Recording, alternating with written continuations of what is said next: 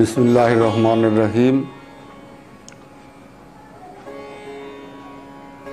प्यारे आशिकान, प्यारे हाजिरीन,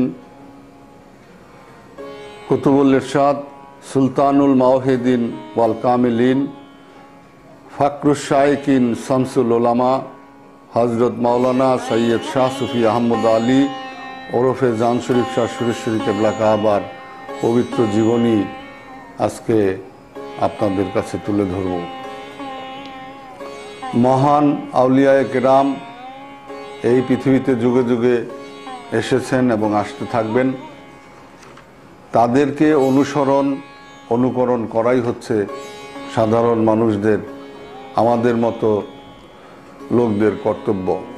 এ ব্যাপারে আল্লাহ আমাদেরকে বারবার তাগিদ দিয়েছেন যে তোমরা সাদিকিনদের সঙ্গী হয়ে যাও, যাহারা সকাল সন্ধ্যা আমার স্মরণ করে তোমরা তাদের সাথে মিশে যাও, তাদের মনের সাথে মন, তনের সাথে তন, সমস্ত কিছু ঠেকিয়ে রাখো। পবিত্র কোরআনে আল্লাহ বলেছেন, ওয়াসবির নফসাকা মা আল্লাযিনা ইয়াদুনা রাব্বাহুম বিল গুদওয়াতি ওয়াল আশিয়া। প্রিয় দর্শক, আসা যাক আমরা বাবা সুরেশ্বরী কেবলা কাবার জীবনী থেকে জানার চেষ্টা করি, তার জীবনী সম্বন্ধে জানি। এইভাবে আল্লাহ রসুল এবং আল্লাহ পবিত্র কোরআনে আল্লাহর ওলিদের সম্পর্কে অনেক অনেক আয়াত নাজিল করেছেন, যেটা এখনো আমাদের জন্য পালনীয় কর্তব্য। মাঝে মাঝে সেই আলোচনা করব। তো মূল বিষয় আজকে হযরত জান শরীফ শাহ সুরেশ্বরী কেবলা কাবার পবিত্র জীবনী। তার আগে জেনে নিই সুরেশ্বর গ্রামের ভৌগোলিক অবস্থা। প্রাক্তন ফরিদপুর জেলার মাদারীপুর মহকুমার অন্তর্গত, বর্তমান শরীয়তপুর জেলা নড়িয়া থানার অন্তর্গত সুরেশ্বর গ্রাম, সেই পবিত্র গ্রামেই বাবা জান শরীফ শাহ সুরেশ্বরী রহমতুল্লাহ আলাইহি জন্মগ্রহণ করেন, জন্মলাভ করেন। তার আগমনে এই ধরা ধন্য সুরেশ্বরের মাটি হয়েছে পবিত্র, আশিকের চোখের সুরমাতে পরিণত হয়েছে।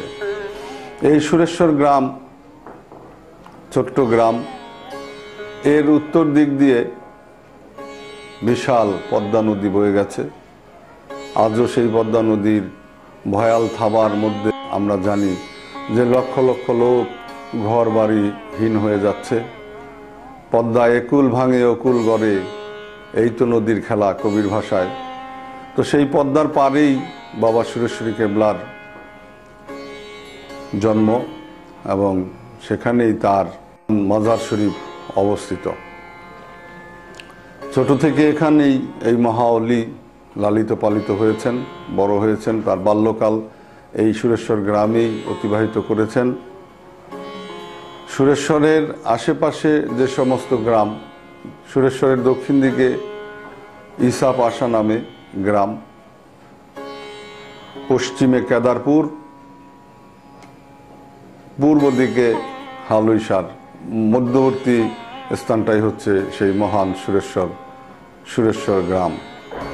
যে সুরেশ্বর আজকে আশিকের তীর্থে পরিণত হয়েছে।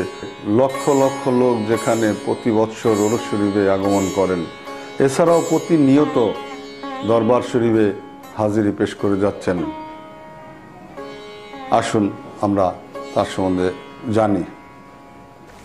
হজরত গাউসে আজম শাহেনশাহে বগদাদি রহমতুল্লাহ আলাই, হজরত খাজাগা শাহেনশাহে চিস্তি আজমিরি রহমতুল্লাহ আলাই, রুহানিয়াত কর্তৃক প্রজ্বলিত অনির্বাণ প্রদীপ ও হজরত ইবনে আরাবি প্রকাশিত তৌহিদের জ্ঞানধারা, হজরত জালালউদ্দিন রুমি রহমতুল্লাহ আলাইহের ও হজরত ফরিদুদ্দিন আত্তার রহমতুল্লাহ আলাই এবং হজরত বুয়ালি শাহ কালান্দার রহমতুল্লাহ আলাই ও হজরত শামসেদ তাবরেজের রুহানি বাসরি এবং ইসলামী তাসাউফ সাগরের মহামূল্য রত্নরাজি আরোহণকারী ডুবুরি, হজরত খেজের আলাইহিস সালামের সিনার এলমে লাদুনী লাভকারী, বাংলার আউলিয়া কুল গৌরব রবি হজরত মাওলানা শাহ আহমদ আলী ওরফে হজরত জান শরীফ শাহ সুরেশ্বরী কেবলা কাবা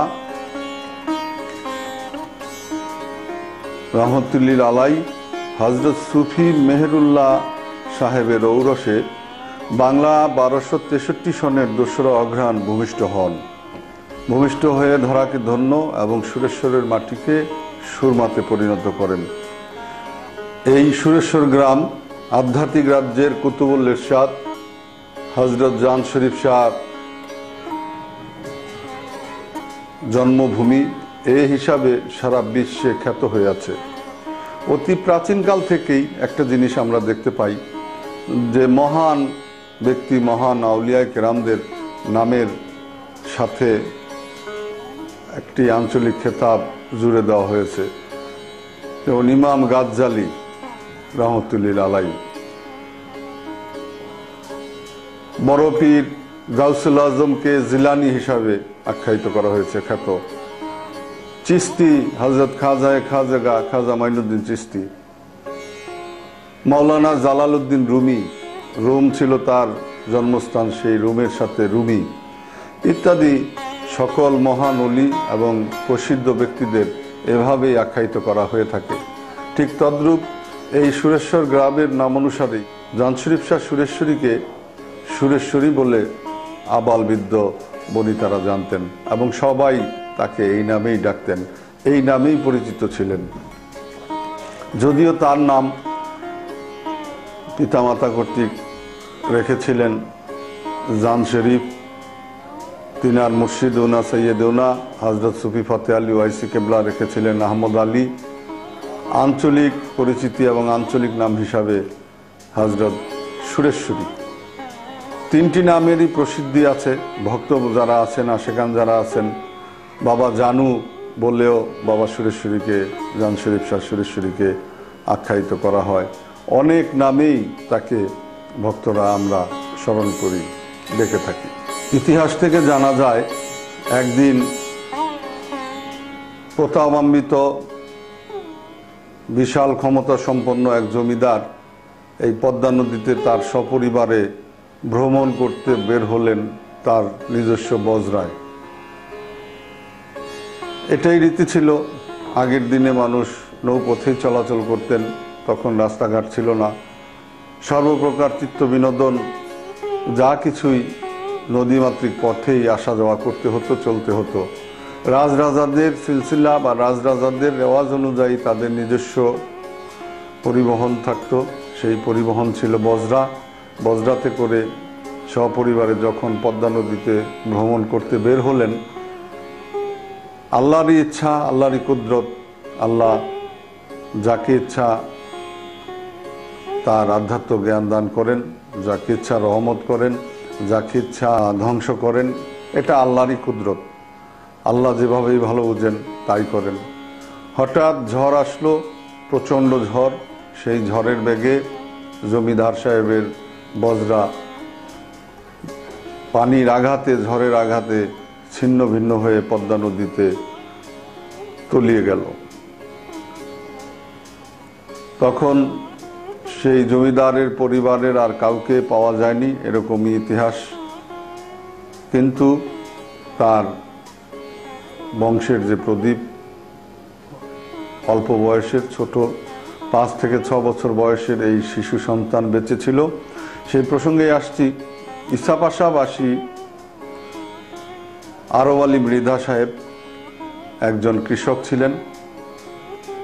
উনি ঝড় শেষে বের হলেন যে দেখে আসি, ঘুরে আসি যে ঝড়ে কি ক্ষতি হলো মানুষের, লোকজনের, অথবা তিনার জায়গা জমি ফসল আদি ইত্যাদি। এটা এখনো আমরা সারা বিশ্বে বা সারা দেশে, আমাদের দেশে দেখতে পাই, ঝড়ের পরে সকলে বের হয়।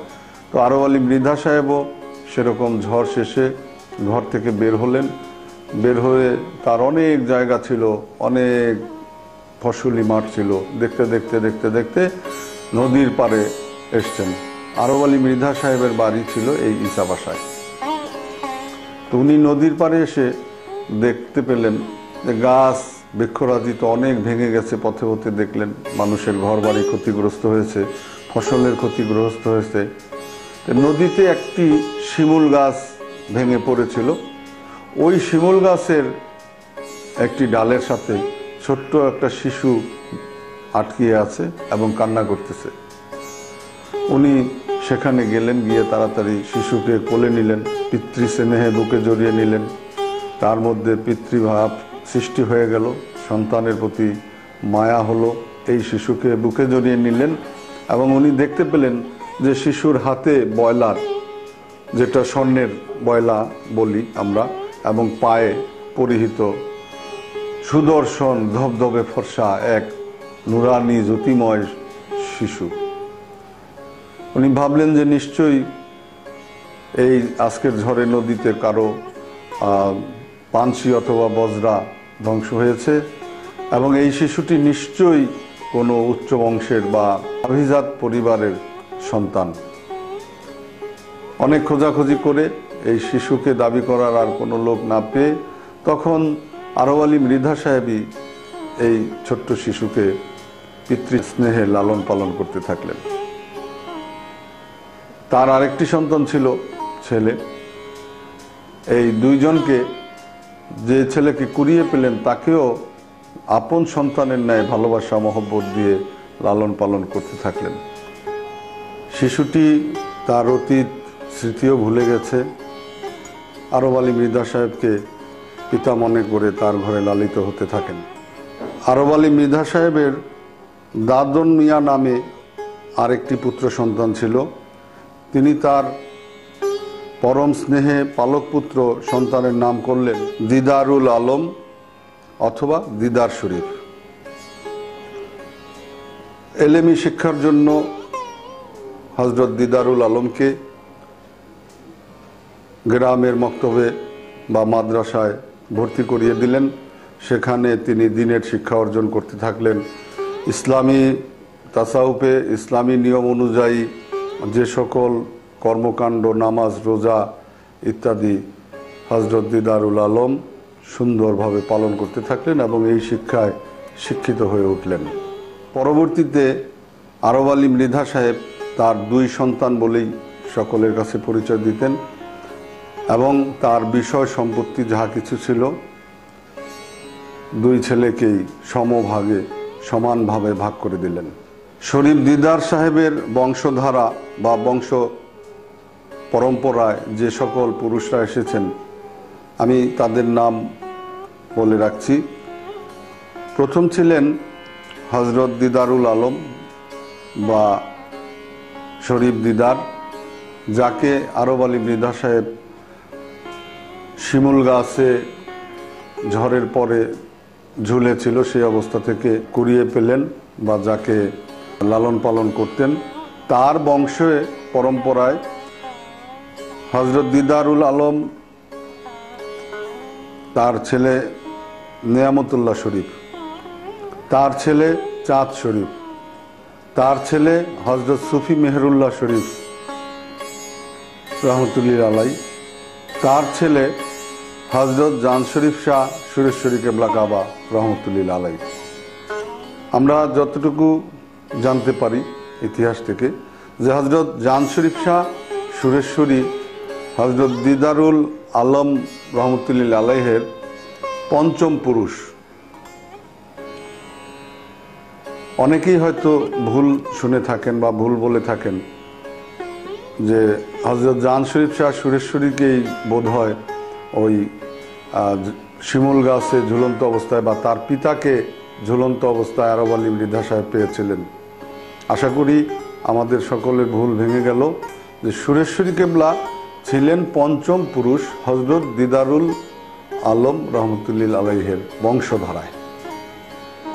এখানে আরেকটু কথা না বললেই নয়, বলে রাখা দরকার যে সুরেশ্বরী কেবলার যে জীবনীগুলি প্রকাশিত হয়েছে তার মধ্যে হযরত সুরেশ্বরী কেবলা কাবার বংশ পরিচয় সম্পর্কে তাহার পুত্র হযরত মাওলানা শাহ সুফি সৈয়দ নূরে আখতার হোসাইন তাহার ফরমাইশকৃত নূরে হক গঞ্জে নূর গ্রন্থে হযরত সুরেশ্বরী বাবার সংক্ষিপ্ত জীবনী লিখতে গিয়ে তার বংশ সম্পর্কে যে মতামত ব্যক্ত করেছেন তাহা পড়েই শোনাচ্ছি।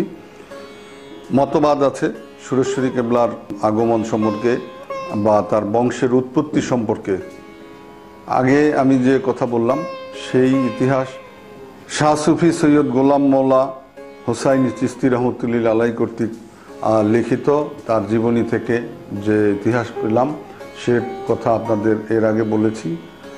আর হযরত সুরেশ্বরী কেবলা কাবার আওলাদদের মধ্যে যিনি, যার কথা আমি আগে বলে গেলাম, উনি যা লিখেছেন সেটা হচ্ছে এরকম: ভারতবর্ষে ধর্মপ্রচারের জন্য ইসলামের পতাকা নিয়ে যারা পবিত্র মক্কা মুআজ্জমা ও মদিনা মনোয়ারা থেকে এই দেশে এসেছিলেন তাদের মধ্যে হযরত আলহাজ মাওলানা শাহ সুফি সাইয়েদ মোহাম্মদ দিদারুল্লাহ শরীফ অন্যতম।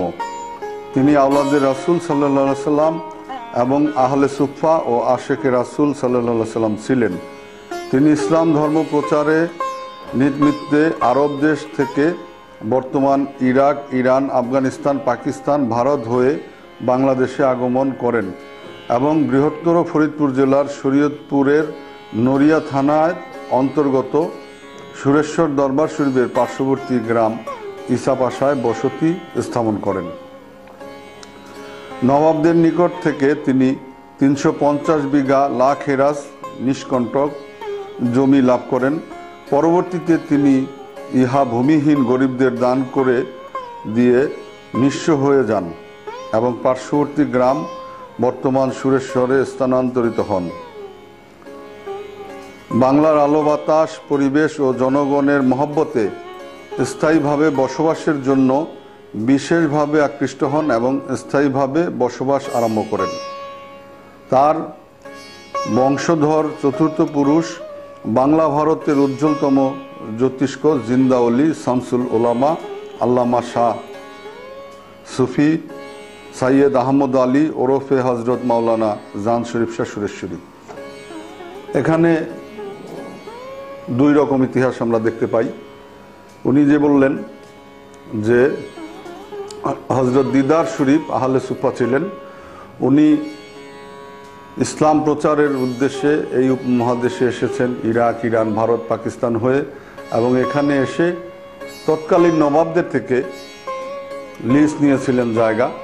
পরবর্তীতে উনি সাধারণের মধ্যে বন্টন করে দিয়ে সর্বসাধারণের প্রেম ভালোবাসায় আকৃষ্ট হয়ে এই সুরেশ্বরে বসবাস বা বসতি স্থাপন করেন। আর তার বংশধারায় চতুর্থ পুরুষ হজরত জান শরীফ শাহ সুরেশ্বরী। বেলায়েত গগনের মধ্যাহ্ন সূর্য হজরত জান শরীফ শাহ সুরেশ্বরী কেবলা কাবার পিতা হজরত সুফি মেহেরুল্লাহ শরীফ রহমতুল্লাহ আলাই ছিলেন সর্বসাধারণের নিকট আবাল বৃদ্ধ বনিতা সবাই তাকে সুফি সাহেব হিসাবে সম্বোধন করতেন এবং সকলেই তাকে জানতেন যে তিনি ছিলেন সুফি। এখনও তাকে মানুষ অত্যন্ত শ্রদ্ধা এবং ভক্তি সহকারে স্মরণ করেন। তিনি মুলফুতগঞ্জ মাদ্রাসার মোদাররেস বা শিক্ষক হিসাবে কর্ম নিয়োজিত ছিলেন। মোদাররেস হিসাবে দীর্ঘদিন অতিবাহিত করেন। কঠোর রেয়াজতকারী হিসাবেই তাকে এলাকায় সবাই জানতেন। তিনি রজনীর পর রজনী বিনিদ্রায় রাত্রি জাগৃত হয়ে ইবাদত বন্দেগীর মধ্যে কাটিয়ে দিতেন। ইতিহাস থেকে জানা যায় সুফি মেহেরুল্লাহ শরীফ রহমতুল্লাহ আলাই এক প্রকার ব্যঞ্জন সাধারণ আহার করেই সারা জীবন কাটিয়েছেন। তার গাভী অর্থাৎ গরু যদি কারো ক্ষেতের ঘাস খেত তাহলে 3 দিন পর্যন্ত তিনি সেই গরুর দুধ পান করতেন না এবং পরিবারস্থ কাউকেও সেই গরুর দুধ পান করতে বারণ করতেন, করতে দিতেন না। এই 3 দিন গরুকে উনি নিজে হাতে চড়াতেন, ঘাস খাওয়াতেন এবং দুধ দহন করে যে কৃষকের বা যে প্রতিবেশীর ক্ষেতের ঘাস খেয়েছে 3 দিন পর্যন্ত তাকে এই দুধ দিয়ে যেতেন, যেন সম্পূর্ণরূপে নিশ্চিত হওয়া যায় যে তার ঘাস খাওয়ার পর এই গরুর দেহে যে দুধের উৎপত্তি বা উৎপন্ন হয়েছে সেটা এখন আর নেই। তো সুফি সাহেবের খ্যাতি এখনো সারা শরীয়তপুর বা সারা দেশ জুড়ে আছে। তৎকালে সবাই তাকে আপামর জনতা, আবাল, বৃদ্ধ, বনিতা সবাই অত্যন্ত ভক্তি, মহব্বত এবং শ্রদ্ধার সাথেই তার সাথে আচরণ করতেন এবং সুফি সাহেব নামেই দেশ বিদেশে উনি পরিচিত বা খ্যাত ছিলেন। বর্ণিত আছে হযরত সুরেশ্বরী কেবলা কাবা রহমতুল্লাহ আলাইহের আম্মা একবার স্বপ্নে মহানবী হুজুরপুর নূর সাল্লাল্লাহু আলাইহি ওয়াসাল্লামকে দর্শন করলেন। তিনি তার গর্ভের সন্তানকে কুতুবুল ইরশাদ হওয়ার সুসংবাদ দিয়ে তার আম্মাকে দোজাহানের ভাগ্য রানী হিসাবে ঘোষণা করলেন এবং তিনার আম্মা আরও বলতেন যে আমি প্রায়ই স্বপ্নে দেখি যে বড় বড় মহান আউলিয়ায়ে কেরামগণ আমার গর্ভস্থ সন্তানের সুসংবাদ আমাকে দিচ্ছেন, এমনকি আমি আকাশের পূর্ণ চন্দ্র আমার গর্ভে জন্মগ্রহণ করতেছে। আমি এই ধরনের অনেক অভূতপূর্ব স্বপ্ন দর্শন করে আসছি। সুবহানাল্লাহ। হযরত সুরেশ্বরী শিশু বয়সেই মাতৃহারা হন। তার শিক্ষা জীবন প্রথম শুরু তার পিতা হযরত সুফি মেহেরুল্লাহ শরীফ রহমতুল্লাহ আলাইহের হাতেই শুরু করেন। তার পরবর্তীতে পার্শ্ববর্তী মাদ্রাসা সুরেশ্বর গ্রাম থেকে প্রায় 2 কিলোমিটার পশ্চিমে মুলফুতগঞ্জে একটি মাদ্রাসা ছিল, এখনও আছে, সেখানে পড়াশোনা করেন। ওখান থেকে পড়াশোনা শেষ করে উনি চলে আসেন ঘড়িসার মাদ্রাসায়। ঘড়িসার মাদ্রাসায় যতটুকু সম্ভব, যা তখনকার গ্রাম অঞ্চলে শিক্ষা ব্যবস্থা ছিল, অত্যন্ত কৃতকার্যের সাথে সম্পন্ন করে উচ্চ শিক্ষার জন্য কলিকাতায় গমন করেন। স্থানীয় মাদ্রাসায় লেখাপড়া শেষ করে হযরত জান শরীফ শাহ সুরেশ্বরী উচ্চশিক্ষার কথা চিন্তা করলেন। সর্বদাই উচ্চশিক্ষার চিন্তায় তিনি ব্যাকুল থাকতেন। বিষণ্ণতা তার চেহারায় প্রকাশ পেত। সকলেই বুঝতে পারলেন যে কি এক চিন্তা যেন জান শরীফকে আবদ্ধ করে ফেলেছে। তার পিতা, মাতা, আত্মীয় পরিজন সবাই আলোচনা করলেন যে এই অবস্থাতে হয়তো যদি শরীফকে বিবাহ করিয়ে দেওয়া যায় তাহলে সংসার জীবনে চলে আসবে, পড়াশোনা তো শেষ। এখানে বলে রাখতে হয় যে তৎকালে সামান্য শিক্ষাই গ্রামগঞ্জে বা এই বাংলাদেশে ছিল। আজ থেকে 175 বছর আগের কথা। উচ্চশিক্ষা শুধু এই উপমহাদেশের মধ্যে কলিকাতাতেই ছিল। তো বাবা জান শরীফ শাহ সুরেশ্বরী সেই চিন্তাই মনে পোষণ করতেন। সকলে ভাবল যে সংসার জীবনে আবদ্ধ করার একটাই উপায়, সে হচ্ছে ছেলেকে বিয়ে করিয়ে দাও।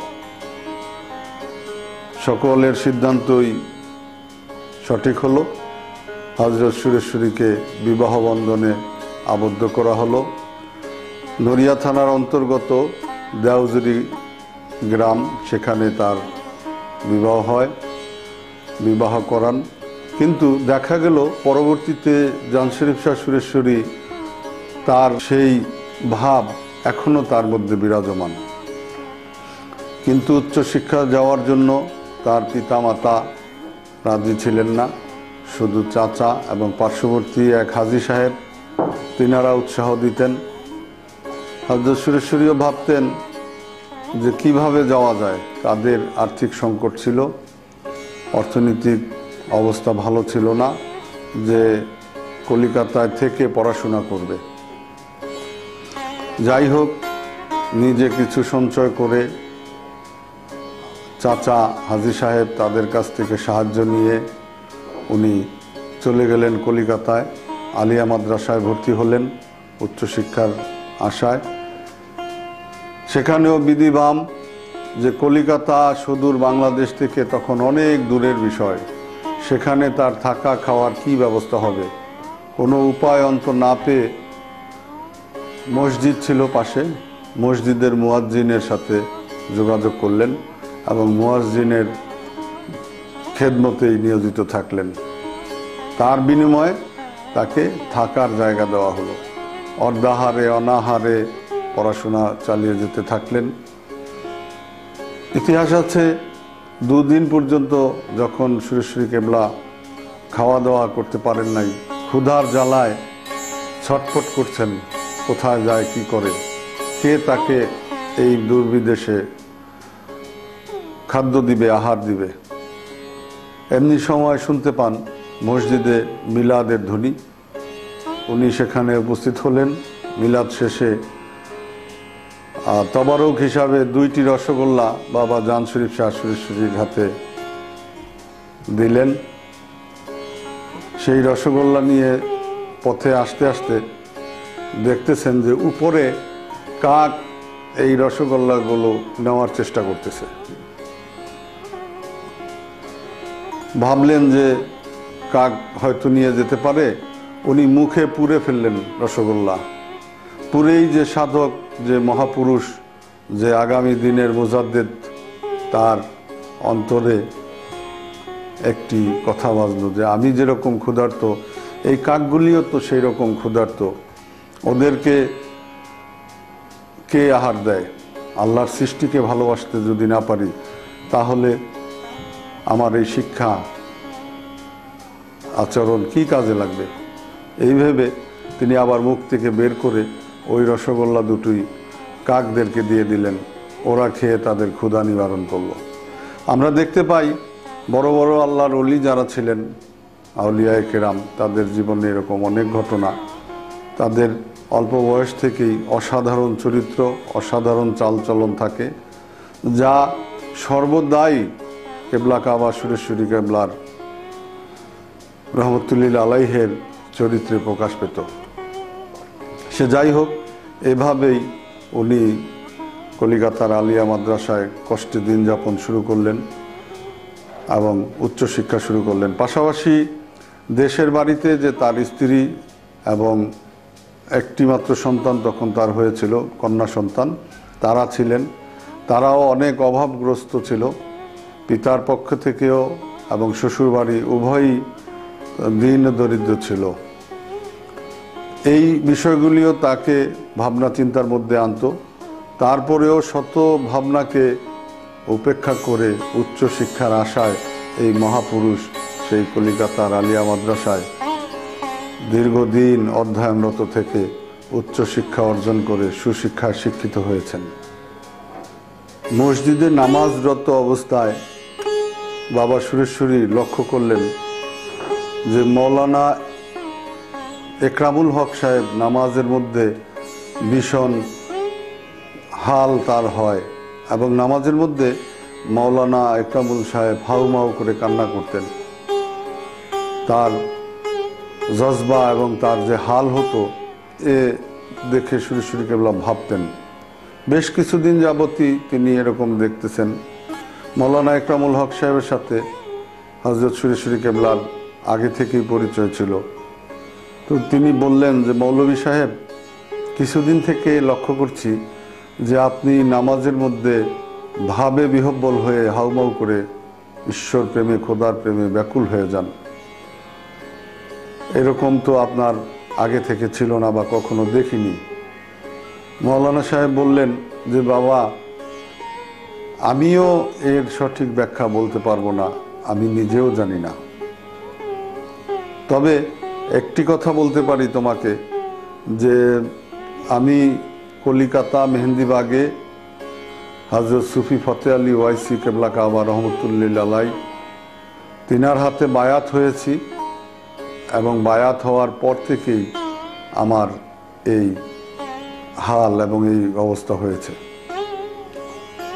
আমি নামাজে বসলে এবং নামাজে দাঁড়ালে যখনই ইবাদতে মশগুল থাকি, তখনই আমার এই রকম ভাব হাল হয়ে যায়।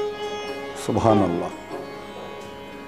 তো সুরেশ্বরী কেবলার মনে তখন থেকেই একটু একটু করে কৌতূহল সৃষ্টি হতে থাকলো। আরেকদিন ওয়াজের মাহফিলে হাজির হন, ওয়াজ শুনতে যান। সেই ওয়াজে পীর ও মুর্শিদ সম্বন্ধে এবং তরিকত যে গ্রহণ করা প্রয়োজন, আল্লাহর ওলিরা যে এই পৃথিবীতে এসছেন, আসবেন, তাদের সম্বন্ধে শিক্ষামূলক আলোচনা ওয়াজের মধ্যে করছিলেন সকল মহান আলেম যারা ছিলেন। ওয়াজ মুগ্ধ মনে মুগ্ধ চিত্তে বাবা সুরেশ্বরী শ্রবণ করে ওয়াজ শেষে যারা ওয়াজ করলেন ওয়াজিনদের জিজ্ঞাসা করলেন যে হুজুর, আপনারা যে এরকম ওয়াজ করলেন, এত সুন্দর করে বুঝালেন, বললেন, তো আমি কোথায় সেই মুর্শিদ পাই? আমি কার কাছে যাব? কে আমাকে সেই পথ দেখাবে বা আমাকে আপনি বুঝান, বলেন। তখন সেই আলেমগণ বললেন যে বাবা, আমরাও তো তোমাকে পথ দেখাতে পারবো না, তার চেয়ে উনিও সুফি ফতে আলী ওয়াইসি কেবলার কথা বললেন যে তিনি খুব মশহুর এই অঞ্চলে এবং সারা কলিকাতায় উপমহাদেশে। এমনকি আপনি যেই মাদ্রাসায় পড়াশোনা করেন সেই মাদ্রাসার অনেক মুহাদ্দিস এবং ছাত্র হযরত সুফি ফতে আলী ওয়াইসি পাকের দরবারে আসা যাওয়া করে, তার খানকায় আসা যাওয়া করে এবং তার মুরিদ। এই নাম শুনে আবার সুরেশ্বরী কেবলার অন্তর বিগলিত হয়ে গেল, নেচে উঠল যে এই নাম তো আমি আগেও শুনেছি মাওলানা ইকরামুল হক সাহেবের কাছে। তার কৌতূহল অত্যন্ত বেড়ে গেল, কখন কিভাবে এই মহান অলির সান্নিধ্যে যাই এবং তার কদম বুচি করি এবং তার দর্শন লাভ করি। মনে মনে ভয় যে এত বড় অলি, মহান অলি, তার দরবারে আমি কিভাবে যাব, আমি সেখানে কি নিয়ে যাব, আমাকে সে গ্রহণ করবেন কিনা, অনেক জল্পনা কল্পনা তার মধ্যে বাসা বাঁধল। পরিশেষে তার সহপাঠী যারা ছিলেন তাদেরকে বললেন, এইভাবে আরো অনেককে বলে তারা কয়েকজন বাবা সুরেশ্বরী সহ কলিকাতায় মেহেন্দিবাগে রওনা করলেন। যাওয়ার পথে তারা কিছু পেয়ারা এবং কিছু পান কিনে নিলেন নজরানা স্বরূপ, হাদিয়া স্বরূপ। যখন দরবার শরীফে বা খানকা শরীফে উপস্থিত হলেন, তারা দেখতে পেলেন যে পুণ্যশোষী সুফি ফতে আলী ওয়াইসি কেবলা কাবা অনেক মান্যবর গুণী জ্ঞানী পরিবেষ্টিত অবস্থায় আস্তানায় বা খানকা শরীফে আলাপরত অবস্থায় আছেন। তারা দাঁড়িয়ে থাকলেন, বাবা সুরেশ্বরী দাঁড়িয়ে থাকলেন, কাচিমুচি করছেন যে কিভাবে ভিতরে প্রবেশ করেন, কোথায় বসবেন, এই পরিবেশে তাদের প্রবেশ করা কতটুকু ঠিক হবে ইত্যাদি ভাবনায় জর্জরিত অবস্থায় ভিতরে ঢুকে একটি কোনায় বসে পড়লেন। তার দৃষ্টি ওয়াইসি পাক সুফি ফতে আলী ওয়াইসি নজরে পড়ল এবং তিনিও তাকে দেখলেন। দুইজনেরই চোখে চোখ পড়ে গেল, উভয়েরই দিদার হয়ে গেল, দেখা হয়ে গেল। ওই মাহফিলের মধ্যে ওয়াইসি পাক বক্তব্যরত অবস্থায় ছিলেন, হয়তো অন্য কারো সাথে আলাপচারিতায় ব্যস্ত ছিলেন। উনি ইশারায় বললেন, অপেক্ষা করো। যখন আলোচনা শেষ হলো, সকল মান্যবর গুণী জ্ঞানী ব্যক্তিগণ বিদায় হলেন, বাবা সুরেশ্বরীকে ইশারা করে কাছে ডাকলেন, উপস্থিত হলেন এবং তাকে প্রাণ ভরে দোয়া করলেন, কুশলাদি বিনিময় করলেন, জিজ্ঞাসা করলেন কোথায় তোমার ঘর, কোথায় তোমার বাড়ি, কি পড়াশোনা করো ইত্যাদি। শুনে খুব খুশি হলেন, প্রাণ ভরে দোয়া করলেন এবং বললেন যখন তোমার মন চায়, যখন তুমি সুযোগ পাও, তুমি এখানে আসবে। তো বাবা সুরেশ্বরী তার নজরানা যে পেয়ারা এবং পান নিয়ে গিয়েছিলেন ওয়াইসি পাকের কদমে পেশ করলেন, হুজুর আমার পক্ষ থেকে এই সামান্য নজরানা। উনি অত্যন্ত আনন্দ চিত্তে গ্রহণ করলেন আর দোয়া করে বারবার আস্তানায় বা খানকায় আসার দাওয়াত অনুমতি দিয়ে সেই দিনের মতো বিদায় দিলেন। প্রথম দর্শনেই বাবা জান শরীফ শাহ সুরেশ্বরী সুফি ফতে আলী ওয়াইসি কেবলার আশিক হয়ে যান, দেওয়ানা হয়ে যান এবং তিনি প্রতিনিয়তই খানকায় ওয়াইসিয়াতে হাজিরি পেশ করেন, সেখানেই থাকেন। ফলে তার মাদ্রাসার অধ্যাবসায় বা মাদ্রাসার পড়াশোনা দিন দিন একটু খারাপের দিকে চলে যেতে থাকে এবং এই সুযোগ পেলেই ওই মসজিদে নামাজে নিয়োজিত থাকতেন, ধ্যান মোনাকবা করতেন পরিষ্কার পরিচ্ছন্নতা করতেন, খেজমতেই থাকতেন। একদিন তার ছাত্রাবাসের ছাত্র যারা সহপাঠী ছিলেন সবাই লক্ষ্য করলেন যে গভীর রাতে জান শরীফ ছাত্রাবাসে থাকেন না, উনি আস্তে আস্তে ছাত্রাবাস থেকে কোথাও যেন চলে যান। সকলের মনে একটা সন্দেহের দানা বেঁধে উঠল, কানাঘুষা শুরু হলো। এমনকি মাদ্রাসার শিক্ষকদের কান পর্যন্ত এ কথা চলে গেল যে গভীর রাতে প্রায় দিনই জান শরীফকে ছাত্রাবাসে বা হোস্টেলে দেখা যায় না। একদিন কয়েকজন বন্ধু মিলে বাবা সুরেশ্বরীকে অনুসরণ করে রাতে তার পিছু নিল।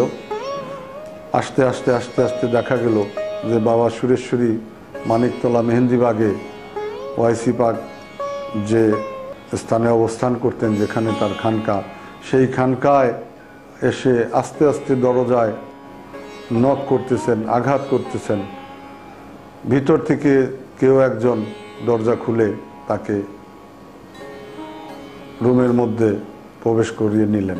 সে আর কেউ নয়, স্বয়ং সুফি ফতে আলী ওয়াইসি কেবলায়ে কাবা রহমতুল্লিল আলাই প্রিয় আশিককে সম্বোধন করে অথবা স্নেহের সাথে ভিতরে ঢুকিয়ে নিলেন।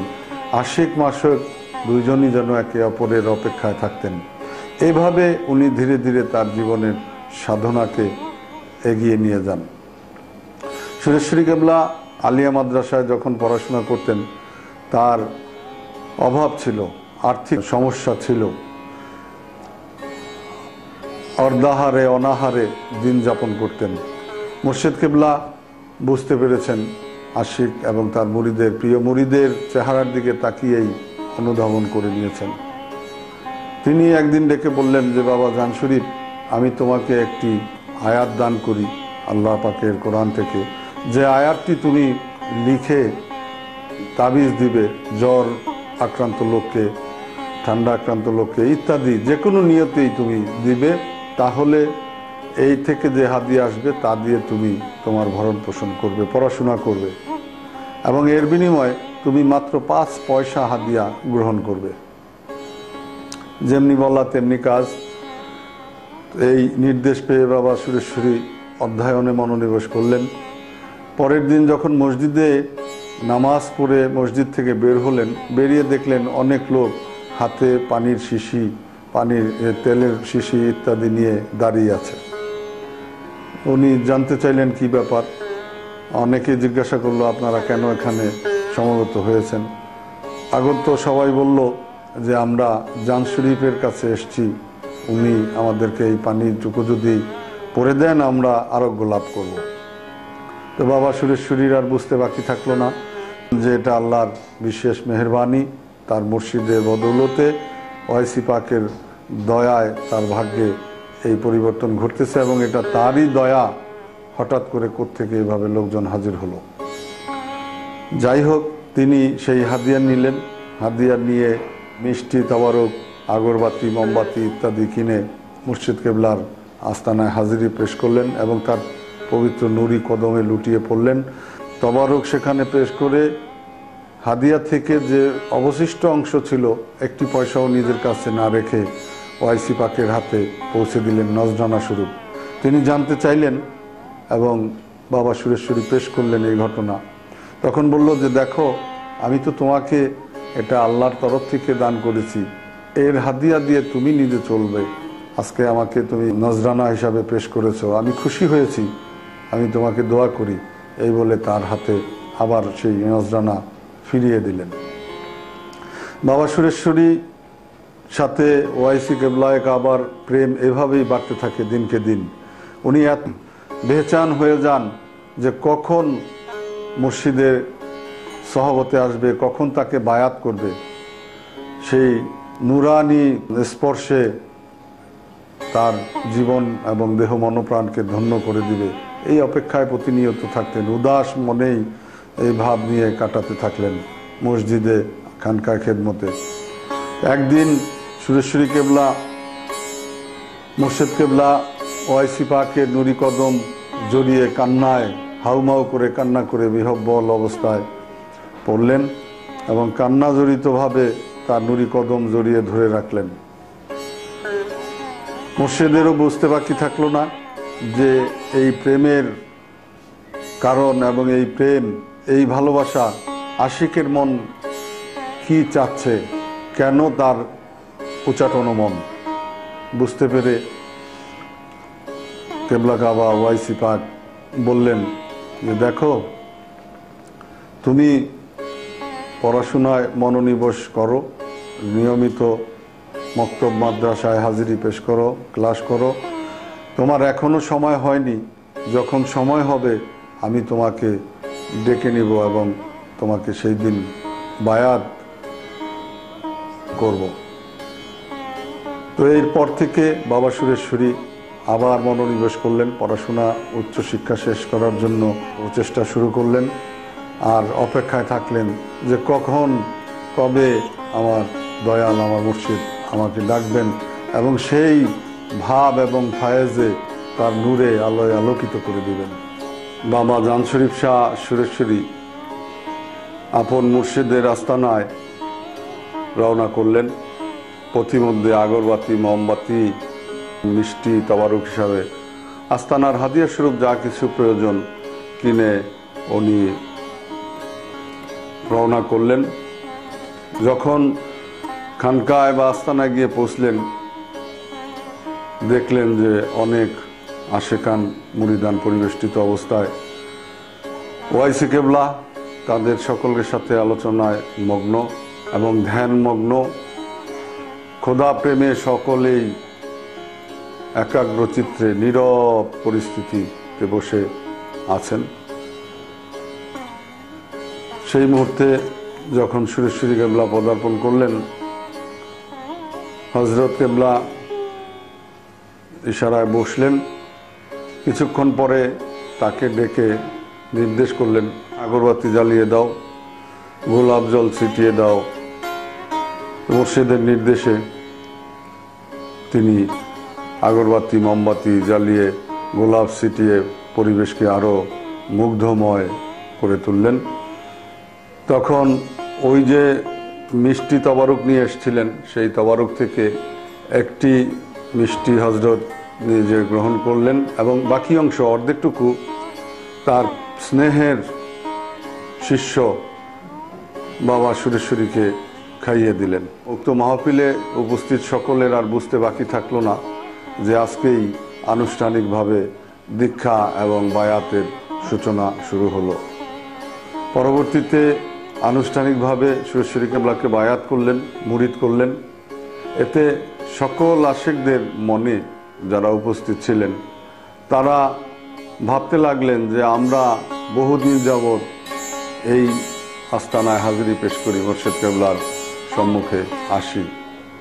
আজকে যে ভাগ্য অর্জন করলো জান শরীফ, আমাদের তো ভাগ্যে তা হয়নি।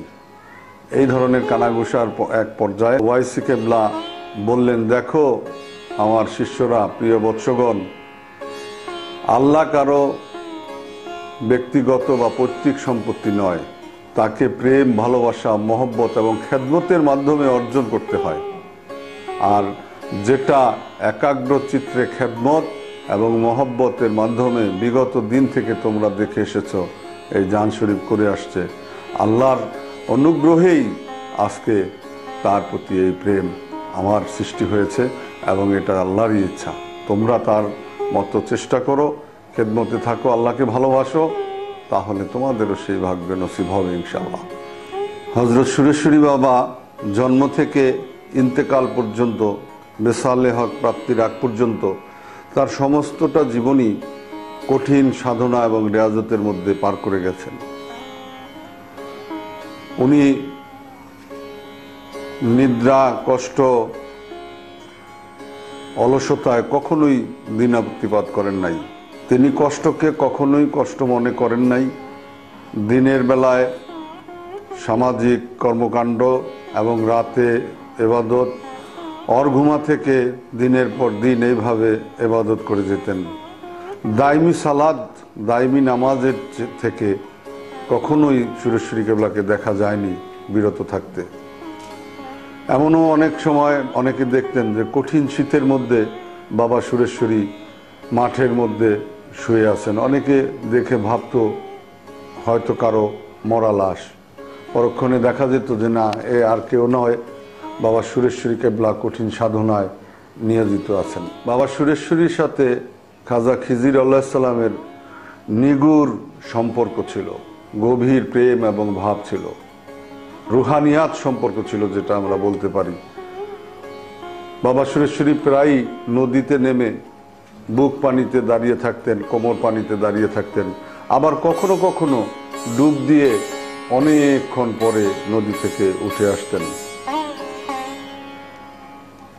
সুরেশ্বর গ্রামের কিছু দূরেই মীর সাহেবের ভিটা নামে জায়গার নাম আছে, যেখানে এখনো সবাই মৌলবীর ভিটা বলে জানে। ওখানে গভীর রাতে সুরেশ্বরী কেবলা চলে যেতেন, তখন ঘোড়ায় করে চলে যেতেন, সেই জায়গায় সারা রাত কাটিয়ে আসতেন। কখনো কখনো লোকরা গভীর জঙ্গলের মধ্যে জিকিরের শব্দ শুনত, যেটা সুরেশ্বরী কেবলা করতেন। আর সেই যে জঙ্গল ছিল, বন জঙ্গল, তখন দিনের বেলায়ও মানুষ যেতে ভয় পেত, এখনো সেখানে সেরকমই পরিবেশ। সেই গভীর জঙ্গলে গভীর রাতে হযরত সুরেশ্বরী কেবলা ধ্যানমগ্ন থাকতেন এবং খোদা প্রেমে মশগুল থাকতেন। লোকালয়কে তিনি কম পছন্দ করতেন। সবসময় ভক্ত মুরিদান পরিবেষ্টিত অবস্থায় থাকা থেকে নির্জনে আপন মনের মানুষ, আপন ঈশ্বর, আপন প্রভুর সাথে, আপন মুর্শিদের সাথে একাত্ম হয়ে থাকাই ছিল তার কাছে সবচেয়ে বেশি প্রিয়। আল্লাহর ওলিদের খেলা বোঝা ভার, আল্লাহর ওলিদের মাজেজা বোঝা মুশকিল, এ শুধু আল্লাহই ভালো জানেন, আল্লাহর রাসূলই ভালো জানেন। আশিক মাসুকের খেলা খেলে নিরঞ্জন, কেরাবিন কাতিবিন তাহা রাখে না খবর। একবার সুরেশ্বরী কেবলার খুব কঠিন অসুখ হলো, ফোড়া জাতীয় কিছু হয়েছে তার পৃষ্ঠে। সেই ফোড়ার মধ্যে শতমুখী ফোড়া বলা হয়, অনেক কষ্ট হতো সেই ফোড়া নিয়ে। তখন হযরত কেবলা আইনাইন কিতাব লিখছেন, যে কিতাবখানা আইনাইন নামে প্রকাশিত হয়েছে। আশিকান মুরিদানরা সবাই বলতেন, বাবা আপনার এই অসুস্থ শরীরে কিছুদিন পরে কিতাবখানা যদি লিখেন সুস্থ হয়ে, তাহলে কি হয় না?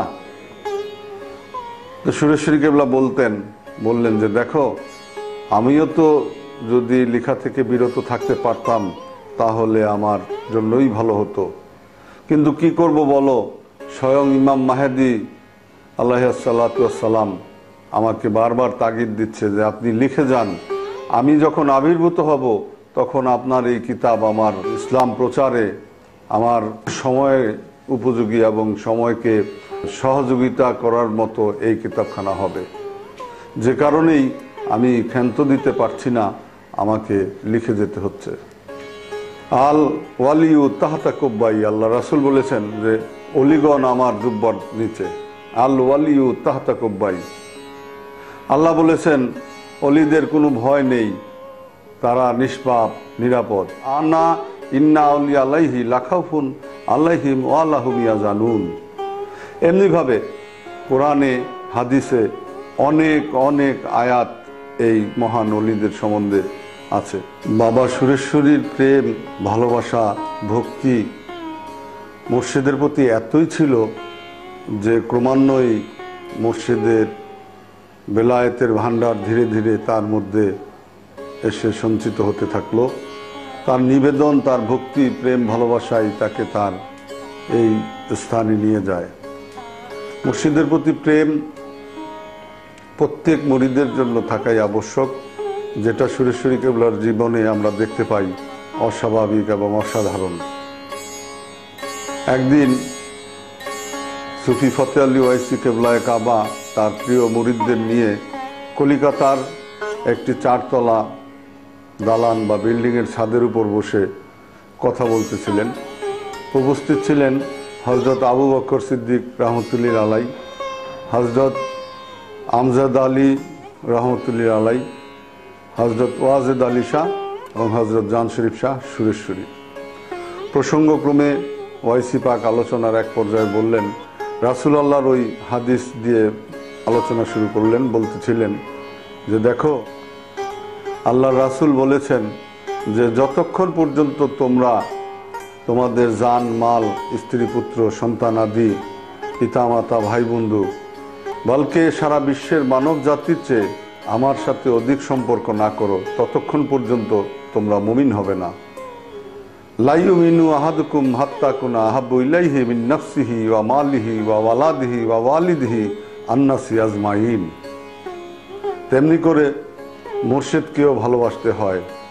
মুর্শিদকেও যদি তোমরা সেই মোকামে সেইভাবে ভালোবাসো, তাহলেই সেই খোদা প্রাপ্তি, বেলায়েত প্রাপ্তি বা মুর্শিদের প্রেমের পরীক্ষা, যেটাই আমরা ধরে নেই, পূর্ণরূপে হয়।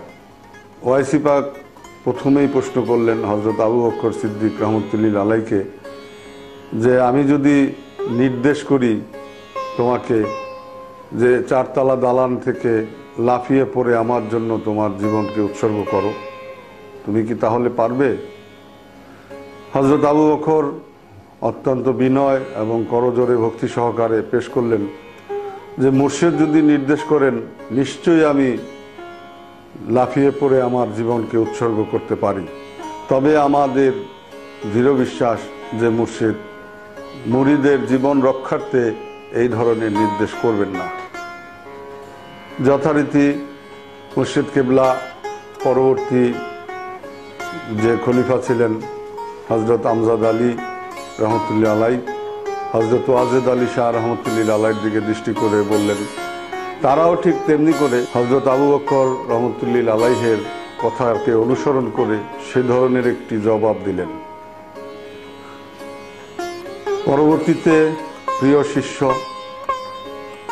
বাবা সুরেশ্বরীর দিকে দৃষ্টিপাত করে যখন বলা শুরু করলেন, বাবা সুরেশ্বরী ভাবলেন এই তো আমার সুযোগ এসেছে, যেই সুযোগের অপেক্ষায় আমি এতদিন পর্যন্ত প্রহর গুনছি যে কবে আমি আমার মুর্শিদের খেদমতে আমার জীবনকে উৎসর্গ করতে পারবো, কবে আমাকে মুর্শিদ এরকম নির্দেশ দিবেন যে কোনো একটা নির্দেশ আমি পালন করতে পারবো কিনা। একথা মনে মনে ভেবেই সুরেশ্বরী দৌড়ে 4 তলা ছাদের থেকে ঝাঁপিয়ে পড়লেন নিচে। সবাই চিৎকার করে উঠল। মুর্শিদ কেবলা, হযরত সুফি ফতে আলী ওয়াইসি কেবলাও তাকে থামিয়ে সারতে পারেননি। এর মধ্যেই সুরেশ্বরী কেবলা ঝাঁপিয়ে পড়েছেন নিচে। সকলের মনেই একটা দুঃখ দুঃখ, সবাই মনে প্রাণে চিন্তিত হয়ে গেলেন, আজ বুঝি জান শরীফের জীবন লীলা এখানেই সাঙ্গ হয়ে গেল। লক্ষ্য করলেন যে সুফি ওয়াইসি পাক বসে আছেন, ততটা বিচলিত হননি, উনি কান্নায় ভেঙে পড়লেন। সবাই দাঁড়িয়ে থাকলেন। কিছুক্ষণের মধ্যেই দেখা গেল যে বাবা সুরেশ্বরী সিঁড়ি দিয়ে 4 তলায় এসে ক্রন্দনরত অবস্থায় ওয়াইসি পাকের কদমে ভক্তিতে লুটিয়ে পড়লেন। সুবহানাল্লাহ। যথারীতি ওয়াইসি কেবলা প্রশ্ন করলেন যে বাবা জান শরীফ, তুমি নিচে ঝাঁপিয়ে পড়লা, তুমি তো সুস্থ শরীরেই আবার চলে এসেছ, তোমার তো বেঁচে থাকার কথা নয়। বাবা সুরেশ্বরী ক্রন্দনরত কণ্ঠে বললেন যে বাবা, আপনি আমাকে সেই সুযোগ দিলেন কোথায়? আমি তো চেয়েছিলাম আপনার জন্য আমার জীবনকে উৎসর্গ করতে। আজকে আমার মুর্শিদ পরীক্ষা করলো, আমাকে প্রশ্ন করলো তার জন্য জীবন দিতে পারবো কিনা। আমি তো চেষ্টা করেছি মাত্র।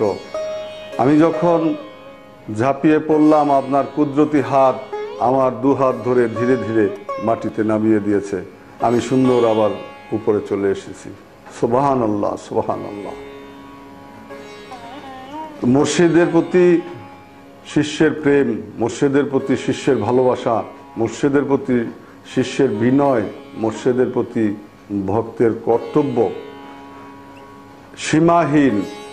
যে মুরিদ সে মৃত, তার কোনো ইচ্ছা শক্তি বলতেই থাকে না, যেটা সুরেশ্বরী কেবলা তার চরিত্র দিয়ে বা সুরেশ্বরী কেবলা তার খেদমত দিয়ে তার ইমানি পরীক্ষায় উত্তীর্ণ হয়েছিলেন এবং লাফিয়ে পড়েছিলেন। আল্লাহ ভালো জানেন, আল্লাহ তাকে দয়াল ও ফতে আলী ওয়াইসি কেবলা কাবার উসিলায় তাকে আবার রহমত করলেন, উদ্ধার করলেন, সুস্থ সুন্দর শরীরে অবস্থাপন করলেন। তারপর থেকে অনেকেই ভাবতেন যে জান শরীফ শাহ সুরেশ্বরীকে নিয়ে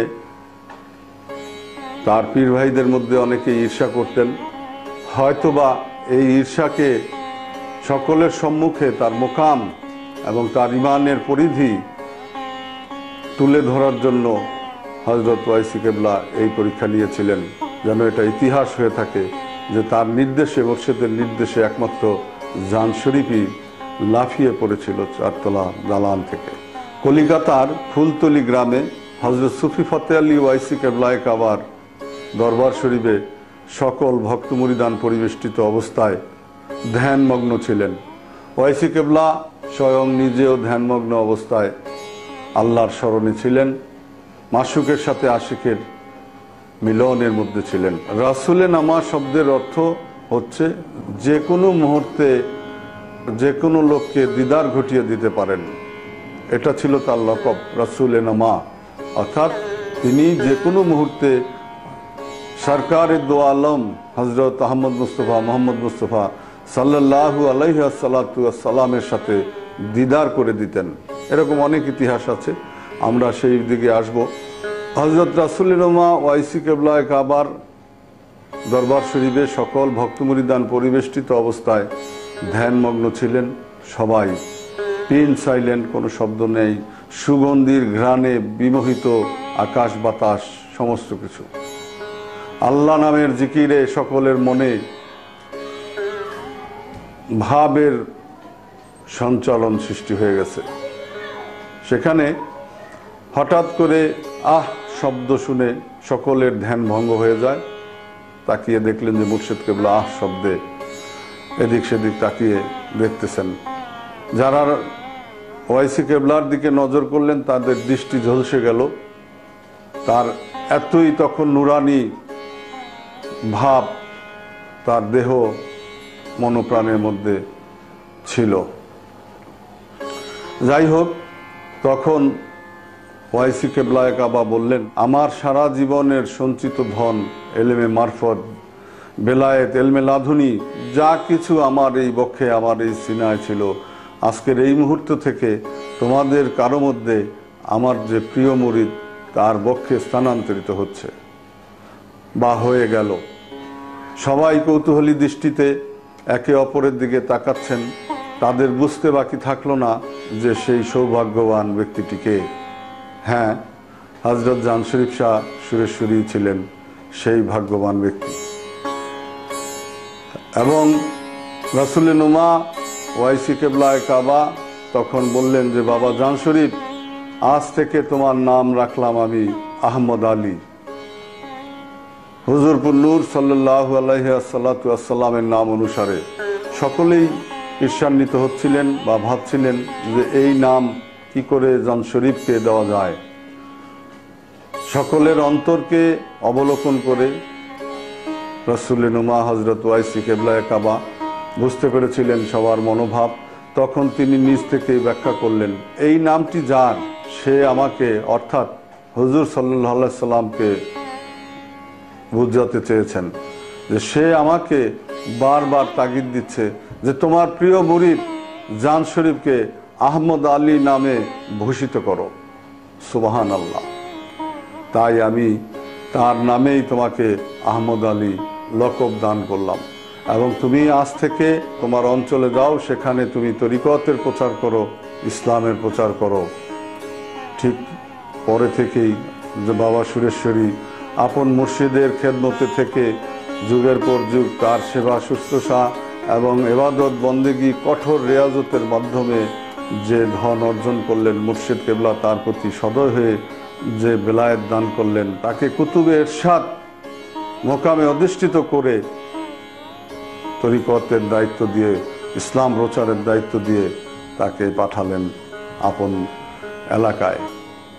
সেই থেকে সুরেশ্বরী কেবলা আসলেন তার নিজ দেশে, নিজ গ্রামে এসে তরিকতের প্রচার এবং প্রসার শুরু করলেন।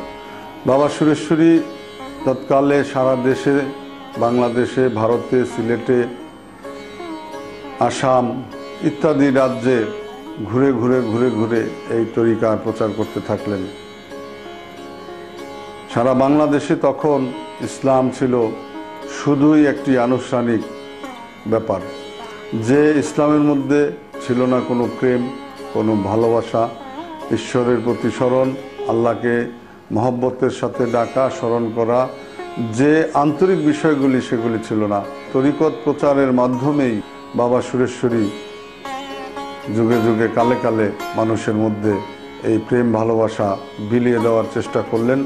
এবং জলি জিকিরের তখন খুব বিরোধিতা ছিল, জলি জিকির করা হারাম, এ ধরনের নানা ফতুয়াতে এই সমাজে জর্জরিত ছিল। সেই সমস্ত ফতুয়ার বিরুদ্ধে মানুষে মানুষে বিভেদ, মানুষে মানুষে ভেদাভেদ, মানুষে মানুষে অহংকার ইত্যাদি সমস্ত কিছুর বিরুদ্ধেই দয়াল সুরেশ্বরী কঠোর প্রতিরোধ গড়ে তুললেন এবং সেই শিক্ষায় শিক্ষিত করে তুললেন তার মুরিদদের।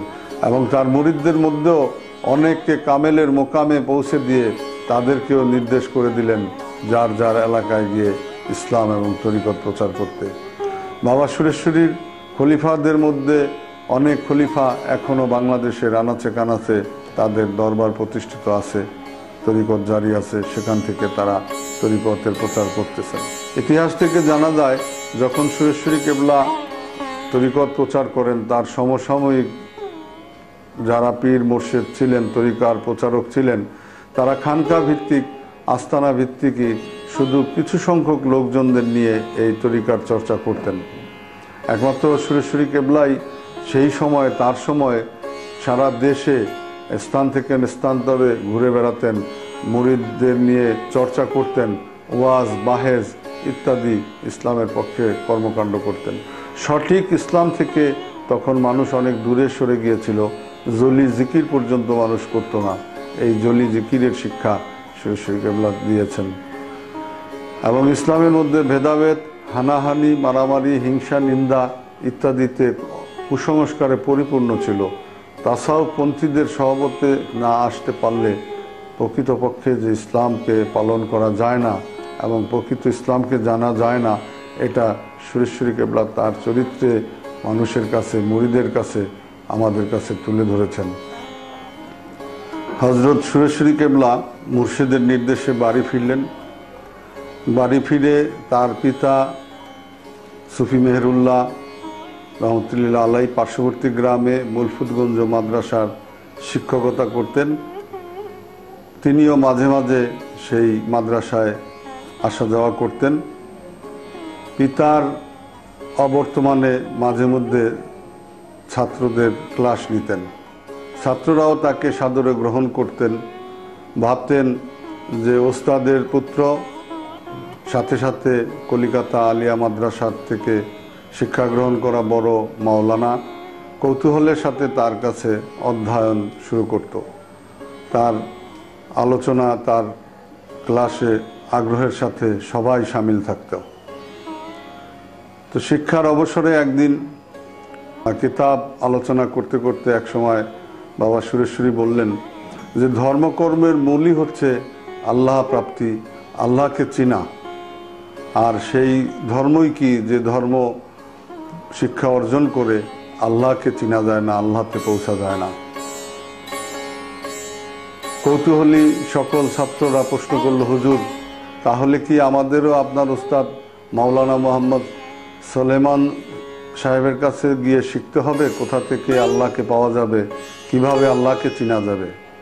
সুরেশ্বরী কেবলা হাসলেন, হেসে বললেন যে না, কলকাতায় যেতে হবে না। যদি আল্লাহকে চেনা যায়, যে আল্লাহকে চিনে সে এখানে বসেই আল্লাহকে তোমাদেরকেও চিনাতে পারবে। আল্লাহ মানব দেহের মধ্যেই আছে, আল্লাহ সর্বস্থানে সর্বখানে বিরাজমান। তাকে চিনতে সুদূর কলিকাতায় যাওয়ার প্রয়োজন নাই। তখন ইয়াসিন ব্যাপারী নামে এক ছাত্র ছিল, সে উদ্যোগী হলো, খুব কৌতূহলী। বললেন যে হুজুর, আমাকে যদি আপনি অনুগ্রহ করে দয়া করে আল্লাহকে চিনানোর সেই রাস্তা দেখান, আমি তাহলে সারা জীবনের জন্য কৃতজ্ঞ থাকি। ছাত্রের এই কথা শুনে সুরেশ্বরী কেবলার মনে মহব্বত বা প্রেম আসলো। তখন সুরেশ্বরী তার কলবে তাওয়াজ্জু নিক্ষেপ করলেন এবং নূরে এলাহিতে ইয়াসিন ব্যাপারীর কলব নূরময় হয়ে গেল। নূরময় হয়ে যাওয়ার পর সে চিৎকার করতে থাকলো, ছটফট করতে থাকলো, মসজিদের মধ্যে গড়াগড়ি করতে থাকলো, বেচैन হয়ে গেল। তার চিৎকারে আশেপাশের সকল গ্রামবাসী উপস্থিত হলো। সবাই জানার চেষ্টা করলো ইয়াসিনের কি হলো। কানাঘুষা করতে থাকলো যে এ জান শরীফেরই কাজ, সে হয়তো কোনো কিছু করেছে। তখন সুরেশ্বরী কেবলা বললেন, আপনারা অস্থির হবেন না, ধৈর্য ধরেন। নূরে এলাহির তাপে ইয়াসিন অস্থির হয়ে গেছে, কিছুক্ষণের মধ্যেই আবার সে সুস্থতা ফিরে আসবে। ঠিক কিছুক্ষণের মধ্যে ইয়াসিন সুস্থ হয়ে গেলেন এবং মসজিদের নিচে সামান্য ফাঁক থাকতো, মসজিদের বেড়ার নিচ দিয়ে বাইরে পড়ে গেলেন। এতে করে সর্বসাধারণের বুঝতে আর বাকি থাকলো না যে বাবা সুরেশ্বরী কেবলার রুহানিয়াত শক্তিতেই ইয়াসিন ব্যাপারীর এই জজবা সৃষ্টি হয়েছে। এ ঘটনার পরে আস্তে আস্তে ওই মাদ্রাসার ছাত্র এবং গ্রামবাসী অনেকেই সুরেশ্বরী কেবলার হাতে বায়াত হয়ে গেলেন এবং ধীরে ধীরে এইভাবে তরিকত বৃদ্ধি করতে থাকলেন। তৎকালীন পাক ভারত উপমহাদেশের প্রখ্যাত আলেম ও পীর হজরত মাওলানা কেরামত আলী জৈনপুরী রহমতুল্লাহ আলাইহের সুযোগ্য পুত্র ও পীর হজরত মাওলানা হাফেজ আহমদ হোসেন জৈনপুরী হুজুর কেবলা ইসলামী মাহফিল বা জলসা করার জন্য মুলফুতগঞ্জ মাদ্রাসায় আসেন। সেই অঞ্চলের আলেম ওলামা, মুন্সি মৌলবী যারা ছিলেন সকলেই সুরেশ্বরীর বিরোধিতা করতেন, এই বলে যে বেদাত বেসরা কর্মকাণ্ডে জান শরীফ লিপ্ত আছেন। গান বাজনা, জলি জিকির, সেজদায়ে তাজিমি ইত্যাদি সমস্ত কিছুই বেদাত এবং অপরাধ।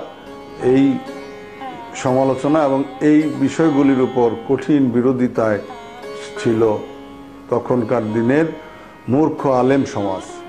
তখন জৌনপুরের হাফেজ আহমদ হোসেন সাহেব যখন আসলেন ইসলামী জলসা করতে, এলাকার সকল আলেম ওলামা, নামধারী মুন্সি মৌলবীরা তার শরণাপন্ন হলেন এবং তার কাছে বললেন যে হুজুর, কলিকাতা থেকে শিক্ষা অর্জন করে মাওলানা জান শরীফ বেদাত শিক্ষা দিয়ে অত্র অঞ্চলকে, মানুষকে বেদাতি শিক্ষায় শিক্ষিত করে ফেলছে বা বেদাতি শিক্ষায় আগ্রহী করতেছে।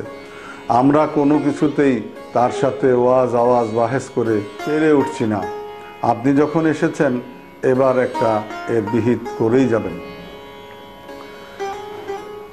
আহমদ হোসেন সাহেব জানতে চাইলেন, তিনি সমস্ত কিছু শুনলেন এবং এখানে জানা দরকার সুফি মেহেরুল্লাহ সাহেব হজরত সুরেশ্বরী কেবলার পিতা, হেড মুদাররেস ছিলেন সেই মুলফুতগঞ্জ মাদ্রাসার।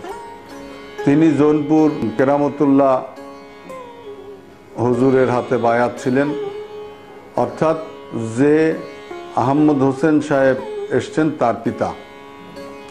সেই সুবাদে তিনি সুরেশ্বরী কেবলার পিতাকে স্মরণ করলেন এবং তার সাথে আলাপ করলেন। সুফি মেহেরুল্লাহ সাহেব সাক্ষ্য দিলেন যে হ্যাঁ, এ বিষয় নিয়ে আমার সাথে জান শরীফের অনেক বাকবিতণ্ডা হয়েছে, ঝগড়া হয়েছে। সে বর্তমানে আমার বাড়ি ছেড়ে, অর্থাৎ পিত্রালয় ছেড়ে নিজে ভিন্ন বাড়ি করে পাশেই সুরেশ্বরের এক স্থানে অবস্থান করছে। আমিও তাকে এ বিষয়ে কোনো উপদেশ দিয়ে সমাধা করতে পারি নাই। এ কারণে তখন হইচই লেগে যায়। সকল মহল্লা মুন্সি যারা ছিল তারা সহ সবাই সিদ্ধান্ত করলেন হযরত জান শরীফ শাহ সুরেশ্বরী কেবলার বাড়িতেই সকলে উপস্থিত হবেন। আহমদ হোসেন সাহেব সিদ্ধান্ত দিলেন, ঠিক আছে চলো আমরা সেখানে যাব, জান শরীফ শাহ সুরেশ্বরী কেবলার বাড়িতে গিয়ে তার সাথে আলাপ করব। এ খবর বাবা সুরেশ্বরী কেবলাকে আবার পবিত্র কানে যখন আসলো, তখন তিনি তার মুরিদদের মধ্যে অলি মুন্সি নামে এক শিষ্য ছিলেন, অলি মুন্সিকে বললেন, তুমি জৌনপুরি মাওলানা সাহেবদের সাথে বাহেস করবে। অলি মুন্সি সাহেব বললেন, যে হুজুর, আমি তো আলাম তারা পড়া মুন্সি মাত্র, আমার পক্ষে কি এত বড় আলেম, উপমহাদেশের প্রখ্যাত আলেম, তার সাথে আলোচনা করা, বাহেস করা সম্ভব? সুরেশ্বরী কেবলা অলি মুন্সিকে কাছে ডাকলেন, ডেকে তার কলবে হাত রাখলেন, হাত রেখে আধ্যাত্মিক ফায়েজ, এলমে লাধুনী তার সিনায় প্রবেশ করিয়ে দিলেন এবং বললেন, যাও, তুমি ওয়াজ করবে, তুমি বাহেস করবে, তোমার সাথে আজ থেকে কোনো বাহেসে কেউ কোনো দিন জয়যুক্ত হতে পারবে না, কোনো বাহেসেই তুমি কখনোই পরাজিত হবে না। এই বলে সুরেশ্বরী কেবলা বিশ্রামে গেলেন। যেমনি বলা তেমনি কাজ, তারাও চলে আসলেন মুলফতগঞ্জ থেকে। আহমদ হোসেন সাহেব সহ সকল মুন্সি মৌলভী যারা ছিল তৎকালীন সময়, সবাই এসে সুরেশ্বরীর বাড়ির আঙিনায় সমবেত হলেন, পালকি করে আসছেন। অলি মুন্সি সাহেব তাদেরকে সেখানে অভ্যর্থনা দিলেন, তাদের রিসিভ করলেন এবং বৈঠকখানায় বসানোর জন্য আহ্বান করলেন। তারা বললেন যে, তোমার পীর ও মুর্শেদ জান শরীফ মাওলানাকে ডাকো, আমাদের কিছু বিশেষ আলোচনা আছে, তার সাথে আলোচনা করব। তাদেরকে বসার আমন্ত্রণ জানিয়ে মুন্সি সাহেব বললেন যে, হুজুর, আমার মুর্শেদ কেবলা এখন রেস্ট করছেন, উনি বিশ্রামে আছেন, আপনি অনুগ্রহ করে আমাকেই বলেন, আমি আপনার আলোচনা শুনি। সকলেই অট্টহাসিতে মেতে উঠলেন যে, আলাম তারা পড়া মুন্সি, তুমি কি আলোচনা করবা উপমহাদেশের বিখ্যাত আলেমের সাথে? তুমি তোমার মুর্শেদকে ডাকো, তোমার পীরকে ডাকো, আজ তার বেদায়েত বেসরা সর্বপ্রকার কর্মকাণ্ডের একটা হ্যাস্তন্যস্ত হয়ে যাবে। আহমদ হোসেন সাহেব জৈনপুরী ধমক দিলেন সকলকে যে, তোমরা শান্ত হও, আমিই তো এসেছি, আমিই কথা বলবো। তা আবার মুন্সি সাহেব অনুরোধ করলেন যে, হুজুর, আমার সাথে আলোচনা করেন। তখন আলোচনা করলেন জৌনপুরের পীর সাহেব আহমদ হোসেন সাহেব। সকল আলোচনার পটাপট পটাপট একে একে জবাব দিয়ে গেলেন এবং বললেন যে, আপনার পিতা হযরত কেরামতুল্লাহ জৌনপুরী তার লিখিত কিতাবে, অমুক কিতাবে, অত পৃষ্ঠায় এই সমস্ত জিকিরে জলি ইত্যাদির দলিল দিয়ে গেছে, আপনি কি তা দেখেননি? তখন বুঝতে পারলেন যে না, বাবা সুরেশ্বরীর যে কৃতকর্ম বা সুরেশ্বরীর যে চলিত আইন অথবা বাবা সুরেশ্বরীর যে নিয়মে চলছেন, এটা শরীয়ত বিরোধী নয়, শরীয়তের মধ্যেই। এই ভাব যখন তার মনে হলো, বাহিরে যখন আলেম ওলামাদের হাউকাউ চিৎকারের শব্দ হচ্ছিল, বাবা সুরেশ্বরী কেবলা বাড়ি থেকে বেরিয়ে আসলেন, এসে জৌনপুরের পীর সাহেবের সাথে সাক্ষাৎ করলেন, ওনাকে সালাম জানালেন, মোসাফা করলেন, বসালেন এবং আতিথেয়তা গ্রহণ করার জন্য তাকে খাস অনুরোধ করলেন। উনি রাজি হলেন যে, আচ্ছা, আপনার আতিথেয়তায় থাকবো। তার আর বুঝতে বাকি থাকলো না যে বাবা সুরেশ্বরী জান শরীফ শাহ রহমতুল্লাহ আলাই একটি মোকামের অধিকারী এবং কুতুবুল ইরশাদ মহান ওলি। উপস্থিত সকল আলেম ওলামারা এবং তার সাথে যারা মুরিদ ছিল, মুরিদরা হট্টগোল শুরু করে দিল যে, বেদাত বেসরা কাজ যে করে সেই আলেম ওলামার বাড়িতে আমরা, অর্থাৎ জান শরীফ শাহ সুরেশ্বরী কেবলার আতিথেয়তা গ্রহণ করতে রাজি নয়। এই পরিস্থিতির মধ্যে আহমদ হোসেন জৈনপুরী সাহেব বিপদে পড়ে গেলেন। কার দিক রক্ষা করে, সে কোন কুল রক্ষা করে? স্বাভাবিক কারণেই ভক্ত এবং তার সাথে যে সমস্ত মোল্লা মুন্সিরা এসেছিলেন তাদের পক্ষপাতিত্ব করেই উনি চলে গেলেন, গিয়ে পালকিতে বসলেন। এ সময় কেবলা কাবা সুরেশ্বরী ছিলেন অন্দরমহলে।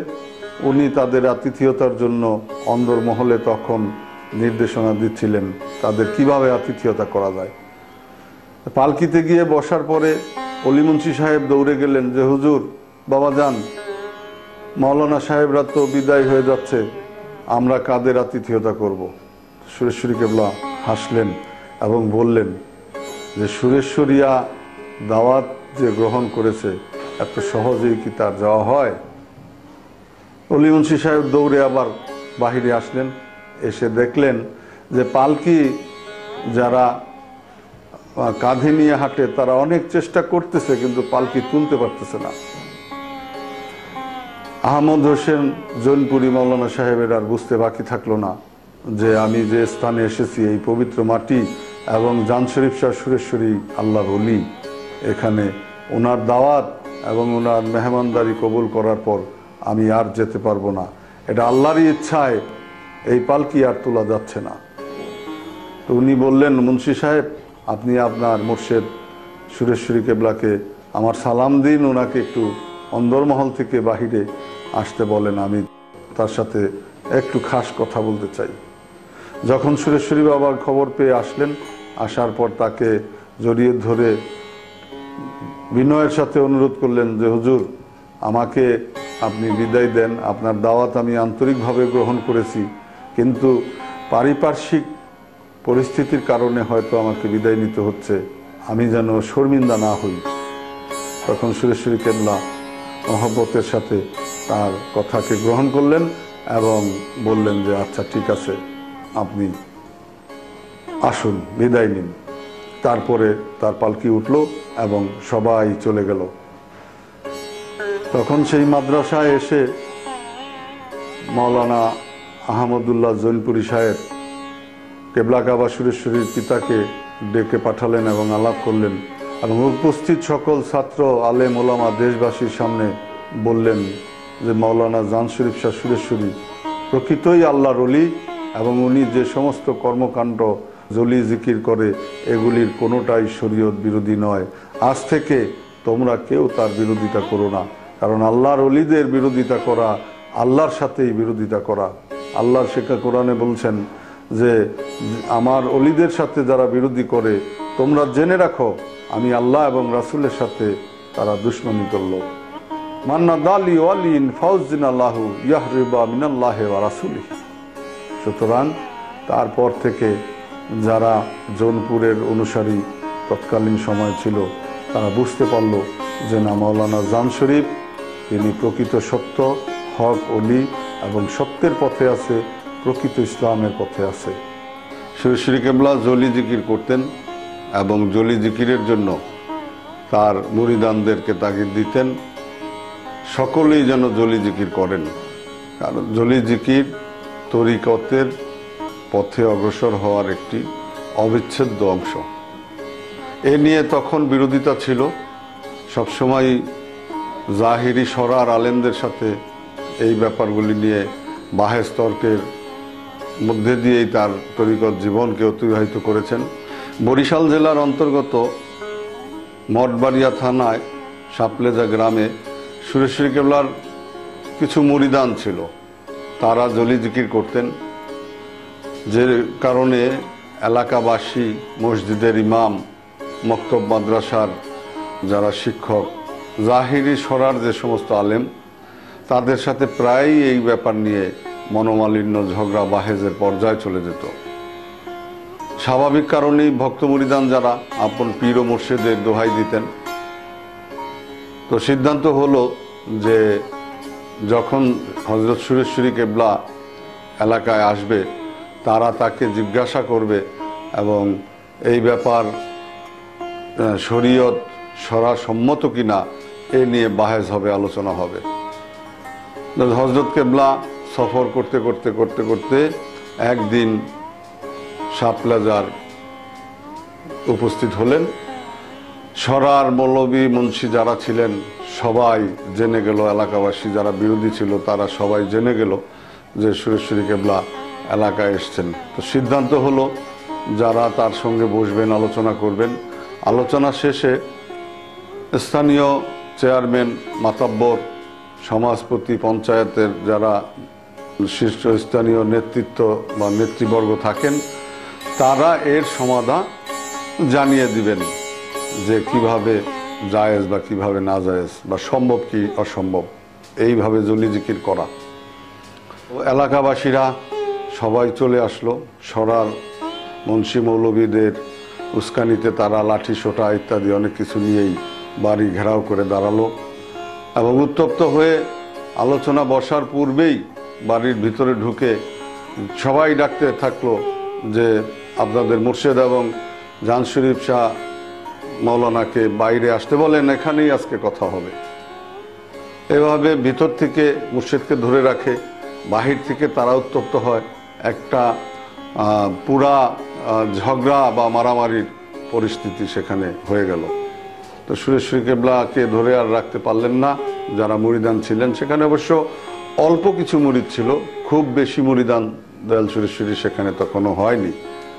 সে যাই হোক, সুরেশ্বরী কেবলা দরজা খুললে বেরিয়ে আসলেন। ওনার নুরানি দৃষ্টি দিয়ে এবং তাওয়াজ্জুর মাধ্যমে সকলের দিকে দৃষ্টিপাত করলেন। প্রথম দৃষ্টিতেই যারা এই ধরনের বেয়াদবিতে শরিক হয়েছে তাকে অপমান অপদস্থ করার জন্যই শুধু সরার আলেম ওলামা মৌলবীদের উস্কানিতে এসেছিল, তাদের একটা ভাবের বিশাল পরিবর্তন হয়ে গেল। তারা সবাই আল্লাহু আল্লাহু শুরু করে দিল জিকির। আস্তে আস্তে এক পর্যায়ে এত জোরে জিকির শুরু করলো যে জিকিরে জলি সুরেশ্বরী কেবলা শিক্ষা দিয়েছেন মুরিদানদের, আমাদের, তার চেয়ে অধিক শক্তি নিয়ে অধিক জোরে তারা আল্লাহু আল্লাহু আল্লাহু জিকির শুরু করে দিল। অর্থাৎ যে জিকির জলি জিকির, অর্থাৎ উচ্চ শব্দ করে আল্লাহকে ডাকা বা স্মরণ করা, মনে মনে ডাকা, জোরে ডাকা, এটা বিশাল বিষয় নয়। ফতুয়াবাজ তখন ছিল, এখনো আছে। একটি ফতুয়া সৃষ্টি করে, একটা অজুহাত সৃষ্টি করে সম্মানিত লোক অলিবর্গদের নাজেহাল করা এবং তাদের অপমান অপদস্থ করা, তাদের আকিদাকে কাজকে বেসরা অথবা বেদাত প্রমাণ করাই ছিল তখনকার নয়, শুধু আজকেরও আলেম ওলামাদের প্রতিনিয়ত এই কর্তব্য। আল্লাহু আল্লাহু শব্দ জোরেই যদি আমরা বলি, অপরাধটা কোথায়? যাই হোক, সেই জিকির শুরু করলো। সবাই তখন আকাশ বাতাস প্রকম্পিত করে আল্লাহু আল্লাহু জিকিরে বাড়ি ঘর এলাকাকে কাঁপিয়ে তুললো, প্রকম্পিত হয়ে গেল। তখন এক পর্যায়ে সুরেশ্বরী কেবলা তার ডাইন হস্ত সকলের দিকে এমনি ফায়েজ দিলেন। দেওয়ার পরে সবাই শান্ত হলো, মাটিতে পড়ে গড়াগড়ি লুটালুটি করতে থাকলো। যখন তারা সবাই শান্ত হলো, তখন তাদের আর বুঝতে বাকি থাকলো না যে জলি জিকিরের আমরা যে বিরোধিতা করেছি, সেই জলি জিকিরই আজকে বাবা জান শরীফ শাহ সুরেশ্বরী আমাদের দ্বারাই এই সরার মধ্যে, সমাজের মধ্যে করিয়ে প্রতিষ্ঠা করলেন। সুবহান আল্লাহ। হাদিস আছে, আল্লাহর রাসূল বলছেন যে তোমরা এমন ভাবে জিকির করো লোকে যেন তোমাদেরকে পাগল মনে করে। বাস করুন আল্লাহ হাত্তা ইয়াকুল আন্নাহুল মাজনুন, যে তোমরা এমন ভাবে জিকির করো যে লোকে তোমাদেরকে পাগল মনে করে, মজনু মনে করে। এমন ভাবে খোদার প্রেমে দেওয়ানা হও, এমন ভাবে আল্লাহকে স্মরণ করো। যখন সুরেশ্বরী সফররত অবস্থায় থাকতেন, যখনই যেখানে শুনতেন যে মহান কোনো অলিয়া উলিয়া কেরামদের দরগা বা মাজার আছে, উনি সেখানে জিয়ারত করতেন, সেখান থেকে ফায়েজ হাসিল করতেন, ফায়েজ দান করতেন। যখন গভীর রাতে কোনো আউলিয়া কেরামদের দরগায় বা মাজার শরীফে উনি ধ্যানমগ্ন থাকতেন, অনেকক্ষণ জিকির করতেন, ধ্যানে থাকতেন এবং একটি চাদর মুড়া দিয়ে নিজেকে আবৃত করে ঢেকে বসতেন, মোরাকেবায় থাকতেন। অনেকক্ষণ পরে জিকির করতে করতে আস্তে আস্তে দেখা যেত যে ওই চাদর মোবারক, কেবলা কাবা সুরেশ্বরীর পরিধেয় চাদর মোবারক ধীরে ধীরে কাঁপতে কাঁপতে কাঁপতে কাঁপতে এক সময় সমতলে মানে ভূমিতে পড়ে যেত, অগোছালোভাবে পড়ে থাকতো। ভিতর থেকে সুরেশ্বরী কেবলা নাই হয়ে যেতেন, সে মিশে যেতেন। বাতস খাক বাত, এই চারটি ধাতুতে উনি মোরাকাবায় ওইভাবে বলে গেছেন। উনার লিখিত কিতাব নূরে হক গঞ্জে নূরে যে সমস্ত মোরাকাবার অধ্যায় আছে, সেখানে এই বিষয়ে উনি আমাদেরকে আলোকপাত করেছেন। সে যাই হোক, ওখানে তিনি এভাবে নাই হয়ে যেতেন। আবার 2-1 ঘন্টা পরে দেখা যেত যে আস্তে আস্তে আস্তে আস্তে ওই চাদর কাঁপতেছে, কাঁপতে কাঁপতে কাঁপতে কাঁপতে কোনো এক সময় সুরেশ্বরী কেবলা পূর্ণাঙ্গভাবে উপস্থিত হয়ে যেতেন। এই ঘটনাগুলো বিশেষ করে যে সমস্ত হুজুর কেবলার খাদেম বা মুরিদ সাথে থাকতেন, এরা কেউ কেউ এই সমস্ত ঘটনাগুলি দেখেছেন, যা আমরা এখন ইতিহাস থেকে পাই, ওনারা যে বর্ণনা করেছেন। এছাড়াও সুরেশ্বরী কেবলা জাহিরিভাবে ইন্তেকালের পর অনেককে দর্শন দিয়েছেন। বুজুর্গানে দিন, প্রসিদ্ধ ফেকাহ শাস্ত্রবিদ, ইসলামী খেলাফত আন্দোলনের জনক হজরত মাওলানা মোহাম্মদুল্লাহ হাফিজি হুজুরের নাম শুনেনি বা ওনাকে চিনে না, এরকম আলেম সমাজে অথবা তরিকত জগতে খুব কম লোকই আছে। তিনি নোয়াখালী জেলার রায়পুরা থানাধীন লালমনি গ্রামে জন্মগ্রহণ করেন। মাওলানা হজরত কাজী আবদুল্লাহ রহমতুল্লাহ আলাই সাহেবের পুত্র এবং আত্মীয়তার সূত্রে সুরেশ্বরী বাবার ভাইরা পুত্র। হজরত মাওলানা মাহমুদুল্লাহ হাফিজি হুজুর সাহেব ভারতের দেওবন্দে উচ্চশিক্ষার জন্য গিয়েছিলেন এবং সেখানে উনি পড়াশোনা করতেন। উচ্চশিক্ষা অর্জন করে উনি যখন দেশে ফিরেন, তখন গোয়ালন্দ থেকে স্টিমার যুগে বাংলাদেশের ঢাকা, চাঁদপুর, নারায়ণগঞ্জ আসা যাওয়া করতে হতো। স্টিমারে উঠে উনি যখন বসার জায়গা করতেছেন, খুঁজতেছেন, দেখতে পেলেন যে বাবা জান শরীফ শাহ সুরেশ্বরী বসে আছেন। এসে তাকে সালাম করে ওনার সাথে বসলেন, আলাপচারিতা করলেন। বাবা সুরেশ্বরীও পরম স্নেহে মহব্বতে ভাইরা বেটাকে কাছে ডেকে বসালেন এবং উনিও বসলেন। ওখান থেকে স্টিমার ছাড়লো, যাত্রা শুরু করলো। স্টিমারের মধ্যে সুরেশ্বরীর সাথে তার অনেক ভাবের বিনিময় হলো, আলাপ আলোচনা হলো। বাবা সুরেশ্বরী জিজ্ঞাসা করলেন যে তুমি দীর্ঘদিন দেওবন্দ মাদ্রাসায় পড়াশোনা করে অনেক জ্ঞান এলেম অর্জন করলে, দেশে যাচ্ছ, তো তখন স্টিমার ছিল পদ্মা নদীর একদম মাঝখানে, বিশাল ঢেউ আশ্রে পড়ছে, একের পর এক ঢেউ।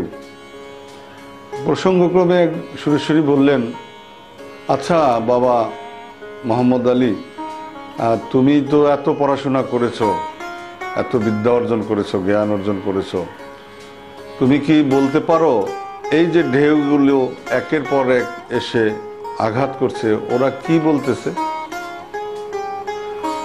মাওলানা মাহমুদুল্লাহ হাফিজি হুজুর সাহেব হাসলেন, এসে বললেন যে খালুজান, আপনি সর্বদাই ভাবার্থ গভীরভাবে কথা বলেন। আমি তো শুধু কালির লেখা কিতাব পড়ে ডিগ্রি অর্জন করেছি, আর ঢেউরা কি বলতেছে, ঢেউ একের পর এক আসছে, এই বিদ্যা তো আমি অর্জন করিনি, আমি জানি না। তখন বলল যে কান পেতে শুনো। তো উনি অনেকক্ষণ চেষ্টা করলেন শব্দ শুনে যে কিছু বুঝতে পারেন কিনা। বললেন যে না খালুজান, আমি তো সেরকম কিছুই শুনতে পাচ্ছি না। কেবলা গাবা সুরেশ্বরী তখন বললেন যে ঢেউগুলো ইয়া জব্বারু ইয়া জব্বারু ইয়া জব্বারু বলে আঘাত করছে এবং ওরা জিকিরে আছে। মোহাম্মদুল্লাহ হাফিজি হুজুর সাহেব উনি সেটাকে তত হয়তো গুরুত্ব দেননি। এর মধ্যেই সুরেশ্বর ঘাট এসে পড়ল। স্টিমার চাপলো যখন, তখন সুরেশ্বরী কেবলা নেমে গেলেন, কারণ সুরেশ্বরী তিনার বাড়ি বা দরবার শরীফ আপনারা জানেন। সেখান থেকে স্টিমার আবার ছেড়ে চলে গেল চাঁদপুর। মাওলানা মোহাম্মদ হাফিজি হুজুর চাঁদপুর ঘাটে নামলেন। ওনার বাড়ি রায়পুরা, সেই পথেই যেতে হতো। সে যাই হোক, যথারীতি বাড়িতে গেলেন। তাকে দেখার জন্য আত্মীয় স্বজন, এলাকাবাসী অনেক লোক আসলো। আমরা হয়তো জানি না, আগের দিনে যদি কেউ মেট্রিক পাস করতো অথবা কোনো ডিগ্রি অর্জন করতো, দেশ বিদেশ থেকে ঘুরে আসতো, তাহলে গ্রামকে গ্রাম লোক তাকে দেখতে আসতো। এরকম অনেক কাহিনী আমরা শুনেছি।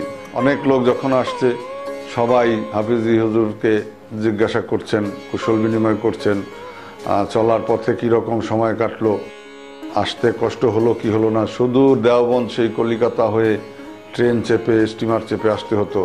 আজকের মতো তখনকার বিশ্ব এত আধুনিক ছিল না। তো প্রসঙ্গক্রমে হাফিজি হুজুর রহমতুল্লাহ আলাই বললেন যে ভালোই কেটেছে সুরেশ্বর পর্যন্ত। আমি যখন স্টিমারে উঠে দেখলাম যে সুরেশ্বরের মৌলানা জান শরীফ শাহ সুরেশ্বরী আমার খালু যান, উনি আমাকে ডেকে তার পাশে বসালেন। অনেক ভালোবাসা মহব্বত স্নেহে এই 3-4 ঘন্টা সময় কেটে গেছে সুরেশ্বর পর্যন্ত। অনেক ধরনের আধ্যাত্মিক, শরিয়াতিক, জাহিরি, বাতিনি অনেক কথা খালুজানের সাথে হলো। তো সকলেই পিনসাইলেন যে কি বলতেছে, গভীরভাবে শুনতেছে। তার পিতামাতা প্রোটেস্ট করলেন, বললেন যে না, এটা অসম্ভব, হতেই পারে না। যে কেন হতে পারে না, এটা কি বলছেন আপনারা, কি বলতে চাচ্ছেন? তার আম্মা বললেন যে তোমার খালু আজ থেকে 1 বছর আগে ইন্তেকাল হয়ে গেছে, উনি ওফাত হয়ে গেছেন। উনি কি করে তোমাকে স্টিমারে 4 ঘন্টা তোমার সাথে কথা বললেন, তোমাকে সহবত দিলেন? সুবহানাল্লাহ। মৌলানা হাফিজি হুজুর সাহেব চিৎকার করে কেঁদে উঠলেন এবং অস্থির হয়ে গেলেন যে ইয়া আল্লাহ, আমরা সারা জীবন আমার এই খালুকে ভণ্ড মনে করেছি। জাহিরি শরীয়তে পড়াশোনা করে আমরা তার আধ্যাত্মিকতা, এলমে লাধুনী সম্বন্ধে জানি নাই। শুধু কোরআন হাদিসই পড়েছি, জাহিরি বিদ্যা অর্জন করেছি। সেখানে আমরা পড়ে জানতে পেরেছি যে অলি আল্লাহ অমর, আল্লাহর অলিরা জিন্দা। আমি এই জীবনে আল্লাহর জিন্দা অলিদের দেখলাম। আর আমার খালু স্বয়ং বাবা জান শরীফ শাহ সুরেশ্বরী যে জিন্দা অলি ছিলেন, এটা আমাদের জানা ছিল না। আল্লাহ তুমি আমাকে মাফ করো। আল্লাহ রাসূলের কাছে, আল্লাহর কাছে ফানা চাইলেন, যেখানে আল্লাহ কোরআনেই বলছেন যে অলি আল্লাহ লা ইয়ামুতু, আল্লাহর অলিদের কোনো মৃত্যু নাই। আমি এটাই জীবনে প্রথম দেখলাম। উনি কান্না করতে থাকলেন, সকলে স্তব্ধ হয়ে গেল। বাড়ির পরিবেশ, ওনার এই বেহচান পেরেশানি অবস্থা দেখে সকলে আশ্চর্য হলেন এবং কারো বুঝতে বাকি থাকলো না যে হ্যাঁ, বাবা সুরেশ্বরী যে জিন্দাউলি ছিলেন এবং এই মৌলানা হাফিজি হুজুরের সঙ্গে তার স্টিমারে যে সাক্ষাৎ হয়েছিল। পরে জীবনে কোনো এক সময় হাফিজি হুজুর সুরেশ্বর দরবার জিয়ারতে যান এবং সারা জীবনের তার এই ভুল বুঝার, যে ভুল মনে করতেন, সেটা সেখানে দরবারি হাজিরি পেশ করে দয়াল সুরেশ্বরীর কাছে রুহানিয়াতভাবে ক্ষমা প্রার্থনা করে আসেন। একবার তার এক মুরিদ তার পাশে বসে, অর্থাৎ হাফিজি হুজুরের পাশে বসে সুরেশ্বরী কেবলার সমালোচনা করতেছিলেন শেষ জীবনে ওনার।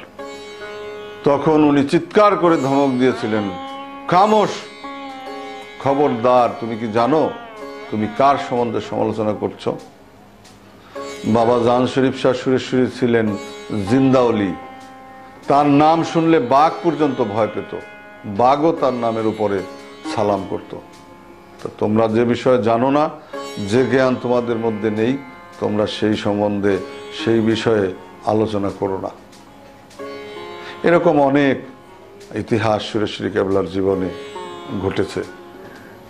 কেবলা বাবা সুরেশ্বরী রহমতুল্লাহ আলাই তরিকত এবং ইসলাম প্রচারের জন্য প্রায় সারা জীবনই সফর করে কাটিয়েছেন। দেশ থেকে দেশান্তর, গ্রাম থেকে গ্রামান্তর, এভাবে। একবার সফর করতে করতে উনি বর্তমান চট্টগ্রামে উপস্থিত হন এবং ওনার একটা সফরের একটা নিয়মই ছিল, আগেও বলে এসেছি, যে যেখানেই শুনতেন বা জানতেন মহান আউলিয়া কেরামদের দরবার বা মাজার আছে, উনি সেখানে সবসময় উপস্থিত হতেন, ফায়েজ গ্রহণ করতেন, ফায়েজ দান করতেন এবং তাদের সাথে রুহানিয়াত সম্পর্ক বা রুহানিয়াতভাবে সবসময় যোগাযোগ রেখেই চলতেন। তেমনি হজরত আমানত শাহ রহমতুল্লাহ আলাইহের রওজায় উনি হাজির হলেন, বর্তমানে চিটাগাং। হজরত আমানত শাহ রহমতুল্লাহ আলাইহের নাম অথবা তার মাজার শরীফ চিনে না এমন লোক খুব কমই আমার মনে হয় এখন আমরা দেখতে পাই বা আছে। হজরত আমানত শাহ রহমতুল্লাহ আলাইহের রওজা শরীফে একটি বড়ই গাছ ওনার মাজার শরীফে জন্ম নেয়। তো ওই বড়ই গাছের থেকে একটি পাতাও যদি কেউ কখনো ছিঁড়ে ফেলতো তাহলে সে লোক যে কোনোভাবেই মারা যেত। বড়ই ছিঁড়ে খাওয়া তো দূরের কথা, এই গাছটিকে কাটার জন্য অনেকেই চেষ্টা করেছে অনেকভাবে। যারাই উদ্যোগী হয়েছে তারা যে কোনোভাবে মারা গেছে, গলা দিয়ে রক্ত উঠে, বমি হয়ে হঠাৎ করে ইত্যাদি। এজন্য মানুষের মনে ভীষণ একটা ভয় প্রথম থেকেই জমেছিল। ইতিহাস থেকে যা আমরা জানতে পারি যে এখানে আল্লাহর ওলির দরবারে এই বেয়াদবি করা যাবে না, এই গাছকে কোনো অবস্থাতেই কাটা যাবে না, আর কারো পক্ষেই সম্ভব না, কেউ এই গাছ কাটায় উদ্যত হয় নাই। এমনি ভাবেই চলছে। গাছের জন্য মাজার শরীফের স্ট্রাকচার বা ঘর কোনো কিছুই তখন করা সম্ভব হয় নাই, কবরের ঠিক মাঝখান দিয়েই। একথা হযরত আমানত শাহ রহমতুল্লাহ আলাইহির জীবনী তার বংশধররা বা তাদের দরবারের পক্ষ থেকে যে ছাপানো হয়েছে সেখানেও আছে, বিশদ হয়তো নেই, আমি যতটুকু আপনাদের কাছে তুলে ধরছি। বলে রাখা দরকার যে হযরত জান শরীফ শাহ সুরেশ্বরী যখন এই ধরাতে ছিলেন, তার বেলায়েত এবং তরিকত দিয়ে সারা বাংলার আনাচে কানাচে যখন সুরেশ্বরী তরিকা ইসলামের বাণী পৌঁছে দিয়েছেন, উনি ছিলেন 14 শতকের মোজাদ্দেদ। সেই সময় হযরত আহমদুল্লাহ মাইজভান্ডারী রহমতুল্লাহ আলাইহি এই ধরায় ছিলেন। তখন আওলাদরা মাইজভান্ডারী রহমতুল্লাহ আলাইহির কাছে যখন গেলেন, উনি অনুমতি দিয়ে দিলেন যে ঠিক আছে আপনারা কেটে ফেলেন। এই অনুমতি নিয়ে ওই সাহেবজাদা চিটাগাংয়ের পথে আবার যখন রওনা হলেন, আসতে থাকলেন, পথিমধ্যে তার রক্তবমি হলো, যার কারণে তার মনে একটা ভয় ঢুকে গেল যে কি জানি, আমার মনে হয় এই গাছটা কাটা ঠিক হবে না। উনি ঘাবড়ে গেলেন বা এই স্পর্ধা থেকে দূরে থাকলেন এবং এসে বললেন সবাইকে যে তোমরা কেউ এই গাছকে কাটার জন্য সাহস করো না, উদ্যত হও না, স্পর্ধা করো না, এই গাছ আর কাটা কখনোই যাবে না, যেমনি আছে তেমনি থাক। একদিন ঝড়ে ওই গাছটা পড়ে গেল, পড়ে মাজার শরীফে হাজিরি হতে যে রাস্তা থাকে, রাস্তায় ব্যারিকেডের সৃষ্টি হলো। আসা যাওয়া করতে জিয়ারতকারীদের খুবই কঠিন ব্যাপার হয়ে দাঁড়ালো এবং বড়ই গাছের ভিতর দিয়ে পাড়া দিয়ে দিয়ে আসা একটা কঠিন সমস্যার সম্মুখীন সকলেই হতে থাকলো। তারপরেও সেই ভয় কাটা যাবে না, কেউ সেই গাছের পাতা পর্যন্ত ছিঁড়তে ভয় করতেন। যে কথা শুরু করেছিলাম, তখন সুরেশ্বরী কেবলা ঘুরতে ঘুরতে ওনার সফর কর্মসূচি অনুযায়ী হযরত আমানত শাহ রহমতুল্লাহ আলাইহির পবিত্র দরবার শরীফে হাজির হন। তো উনি বড়ই গাছের আশেপাশ দিয়ে কষ্ট করে হেঁটে গিয়ে জিয়ারত করলেন এবং মনে মনে অখুশি হলেন যে এই গাছটাকে এখনো আওলাদরা বা খাদেমরা কেন কেটে ফেলে না, জিয়ারতকারীদের সমস্যা হচ্ছে। তো উনি জিয়ারত শেষে আওলাদকে বা খাদেমদেরকে ডাকলেন যে আপনারা এই গাছটাকে কেন কেটে ফেলেন না। তখন সবাই বলল যে হুজুর, এই গাছের যে পাতা ছিঁড়ে সেই মানুষটির রক্ত বমি হতে হতে মারা যায় এবং কেউ এই গাছের একটা ফল পর্যন্ত খেতে পারে না, আমরা ধরি না, এরকম অনেক ঘটনা ঘটে গেছে। কে কাটবে এই গাছ? আমাদের পক্ষে এটা সম্ভব নয়। তখন সুরেশ্বরী কেবলা বললেন যে হ্যাঁ, আমি এই গাছ কেটে দিব, তোমরা রাজি আছো? ওনারা বললেন যে আপনি যদি সাহস করেন অথবা আধ্যাত্মিকতার মাধ্যমে কেটে সরিয়ে দিতে পারেন, আমরা নিশ্চয়ই আপনার সহযোগিতা করব, তবে আমরা এই গাছকে স্পর্শ করব না। যাই হোক, সুরেশ্বরী কেবলা বললেন করাত আনো, কুড়াল আনো, এই সমস্ত নিয়ে আসলো। উৎসুক লোকের ভিড় জমে গেল যে আজকে কি হয় আমরা বলতে পারি না, দেখে আসি। একই আজগুবি কথা, একই আশ্চর্য কথা, যুগে যুগে এই গাছকে কেউ কাটতে স্পর্ধা করলো না, এই লোককে যে গাছ কেটে দিবে। তখন সুরেশ্বরী বাবা করাত নিয়ে, করাত বড় হয় গাছ কাটার, আমরা যে ছোট করাত দেখি সেরকম না, উনি একদিকে ধরলেন, আওলাদদেরকে ধরতে বললেন যে আপনারা আরেকদিকে ধরেন, দুইজনে কিন্তু ওই করাত টেনে কাটতে হয়। তো সেই করাত দিয়ে কেউ ওপাশ থেকে ধরে যে টানবে সেই স্পট দেওয়া সাহস আর কেউ করছিল না। কেবলা বাবা সুরেশ্বরী একাই যতটুকু সম্ভব কাটতে থাকলেন। তখন সবাই আশ্চর্য হয়ে দেখতে থাকলো যে না, জান শরীফ মাওলানা সুরেশ্বরী রহমতুল্লাহ আলাইহের তো কিছুই হচ্ছে না। মনে মনে একটু সাহসের সঞ্চালন হলো। তো বললেন কেবলা বাবা সুরেশ্বরী যে এখন তো আপনারা আমার সাথে সহযোগিতা করতে পারেন, আমি তো ভালো আছি। পরে সেই অপর প্রান্তে ওই করাতকে ধরলো, করাত দিয়ে কেটে গাছ টুকরো টুকরো করে একদিকে সরায় রাখলেন। এইভাবে সুরেশ্বরী কেবলা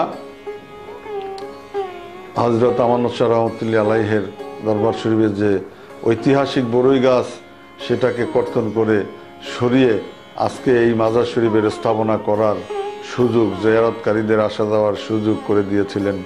এটা হযরত আমানত শাহ রহমতুল্লাহ আলাইহির সাথে রুহানিয়াত সম্পর্ক ছিল, আল্লাহর ওলিদের ক্ষমতা ছিল। কি কারণে, কি বেয়াদবিতে এই গাছের পাতা ছিঁড়লে পর্যন্ত একটা লোক বেঁচে থাকতো না, সেটা আল্লাহই ভালো জানেন, হযরত আমানত শাহ রহমতুল্লাহ আলাইহি ভালো জানেন। যেই কর্ম হযরত কেবলা সুরেশ্বরী সমাধা করে দিয়েছেন, আজও কালের সাক্ষী হয়ে আছে, ইতিহাসের পাতা জুড়ে এই কথা অবস্থান পেয়েছে। গাউসুল আজম হযরত আব্দুল কাদের জিলানী রহমতুল্লাহ আলাইহের প্রপুত্র হযরত মিরান শাহ নোয়াখালী রামগঞ্জ থানাধীন কাঞ্চনপুর গ্রামে মাজার শরীফ অবস্থিত। সুরেশ্বরী কেবলা বজরা অথবা পানসিতে সফর করতেন। পানসি বড় ধরনের নৌকা, যে নৌকা দিয়ে দেশ দেশান্তরে চলাচল করতেন। তখন আমাদের দেশ বাংলাদেশ নদীমাতৃক দেশ, তো রাস্তাঘাট ছিল না, গাড়ি ঘোড়া ছিল না। তখন গাড়ি বলতেই মনে হয় ছিলই না, কারণ আমরা যতটুকু ইতিহাস জানি নবাবদের সময় এই বাংলা দুই একটা গাড়ি তারাই ব্যবহার করতেন, সেই সময়ের কথা বা তারও আগের কথা। স্বাভাবিক কারণেই দেশের যারা স্বনামধন্য ব্যক্তি, একমাত্র চলাচলের তাদের নিজস্ব পরিবহন ছিল বজরা, নৌকা, পানসি ইত্যাদিতে। তো নোয়াখালীতে যখন উনি সফর করতেছিলেন, ওই অঞ্চলে বড় পীর মহিউদ্দিন আব্দুল কাদের জিলানী রহমতুল্লাহ আলাইহের বংশধর হযরত মিরান শাহর মাজার শরীফের কাছ দিয়ে হঠাৎ করে বললেন যে তোমরা পানসি ভিড়াও। পানসি ভিড়ালো, কেবলা কাবা সুরেশ্বরী নামতে থাকলেন এবং বললেন যে কেউ তোমরা আজকে আমার সাথে এসো না। সে সময় পানসিতে ওনার সাথে অনেক মুরিদান ছিল, তার খলিফাদের মধ্যে অন্যতম খলিফারাও ছিলেন। উনি হেঁটে চলে গেলেন হযরত মিরান শাহের রওজার দিকে। তো তাদের সফর সঙ্গীদের মধ্যে একজন ছিলেন পণ্ডিত সাহেব, পণ্ডিত নামে, মুরিদান, হযরত সুরেশ্বরী কেবলার মুরিদ এবং আশিক। উনি কৌতূহল চেপে রাখতে পারলেন না, যে মুর্শিদকে অনুসরণ করে যেতে থাকলেন পিছনে পিছনে, তার কৌতূহল বশিত। উনি বুঝতে পেরেছিলেন যে যেহেতু আমাদেরকে নিষেধ করেছেন, এখানে মারেফতের এবং আধ্যাত্মিকতার কোনো বিষয় লুকায়িত আছে। আমার ভাগ্যে যাই হয়, আমি মুর্শিদের নির্দেশকে অমান্য করেও এই ভাগ্য থেকে বঞ্চিত হব না, আমাকে দেখতেই হবে। তো উনি পিছে পিছে হযরতকে অনুসরণ করে অগ্রসর হলেন। যখন সুরেশ্বরী কেবলা হযরত মিরান শাহ রহমতুল্লাহ আলাইহের রওজায় প্রবেশ করলেন, দেখতে পেলেন যে রওজা শরীফ, তার কবর মোবারক দুই ভাগ হয়ে গেল। দ্বিখণ্ডিত হয়ে মাঝখান থেকে আলো বের হলো, যে আলোতে পুরা মাজার শরীফ এলাকা, মাজার শরীফ চত্বর আলোয় আলোকিত হয়ে গেল এবং সুরেশ্বরী কেবলা ওই কবরের ভিতরে ঢুকে পড়লেন। উনি দূরের থেকে পালিয়ে গাছের আড়াল থেকে এই ঘটনা অবলোকন করতে থাকলেন। পণ্ডিত সাহেব লুকিয়ে এই ঘটনা দেখতে দেখতে প্রায় 2-2.5 ঘন্টা সময় অতিবাহিত হয়ে গেল। আর মুর্শিদ কেবলার সাথে যারা সফরে ছিলেন তারা তো পানশিতেই বসে অপেক্ষা করছেন। 2 ঘন্টা পরে আবার আস্তে আস্তে আস্তে আস্তে পবিত্র কবর মোবারক দ্বিখণ্ডিত হয়ে গেল, আলোয় আলোকিত হয়ে গেল। বাবা সুরেশ্বরী যথারীতি বের হয়ে আসলেন।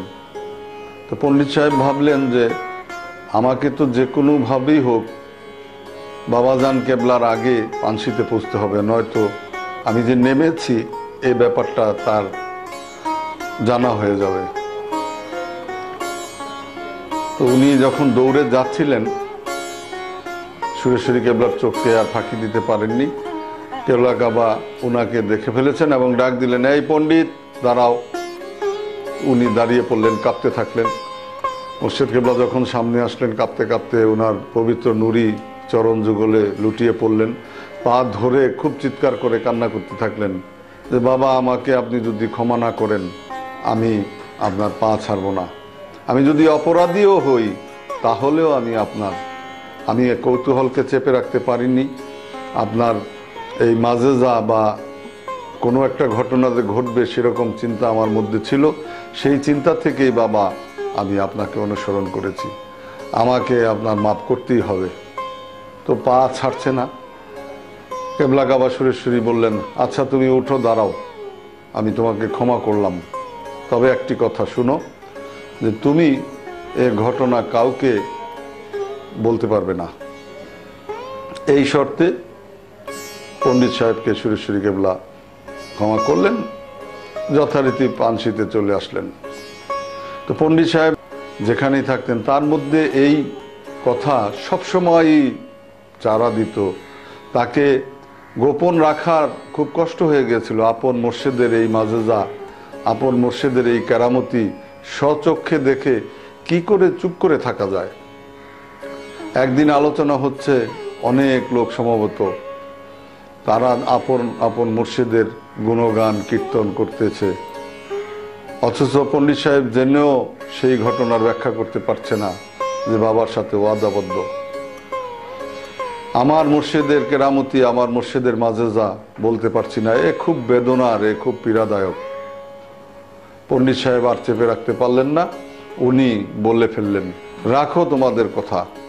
আমার মুর্শিদ বাবা সুরেশ্বরী কেবলার সাথে আমি এরকম হজরত মিরান শাহ রহমতুল্লিল আলাইয়ের মাঝারে যখন পিছু নিয়ে উপস্থিত হলাম, এই ঘটনার উনি বর্ণনা করলেন। বর্ণনা করার পরে সন্ধ্যা থেকেই ওনার দাস্ত এবং বমি শুরু হয়ে গেল, কলেরা রোগে আক্রান্ত হলেন। তো অনেক ডাক্তার কবিরাজ তখনকার সময় যা ছিল সব একত্রিত করে ফেললো তাকে বাঁচানোর জন্য। এই রোগ থেকে আরোগ্য পাওয়ার চেষ্টায় তার বংশধর বা আওলাদ যারা ছিলেন কম চেষ্টা করলেন না। কিন্তু উনার বুঝতে বাকি ছিল না যে আমি আমার মুর্শিদের নির্দেশকে অমান্য করেছি, আমি আজকে তার মাজেজার কথা প্রকাশ্য বলে ফেলেছি, আমার বিদায়ের সময় হয়ে গেছে। তখন উনি সবাইকে ডাকলেন এবং বললেন যে তোমরা বৃথা চেষ্টা করো না, কারণ আমি যে আজকে ঘটনার ব্যাখ্যা করে ফেলেছি এটা আমার মুর্শিদ কেবলার নিষেধ ছিল, আর তার এই নিষেধকে উপেক্ষা করার কারণেই আমার এই অসুখ। আমি বুঝতে পেরেছি আমার যাবার সময় হয়ে গেছে, আমাকে মুর্শিদ মাফ করুন। আমি তার কথাকে প্রেম এবং আবেগের কারণেই প্রকাশ করেছি। বাবা সুরেশ্বরী অভিশাপেই হয়তো তার মৃত্যু হয়েছে এরকমটি নয়, আল্লাহ তার মৃত্যু এভাবেই লিখেছেন এবং এভাবেই তার মৃত্যু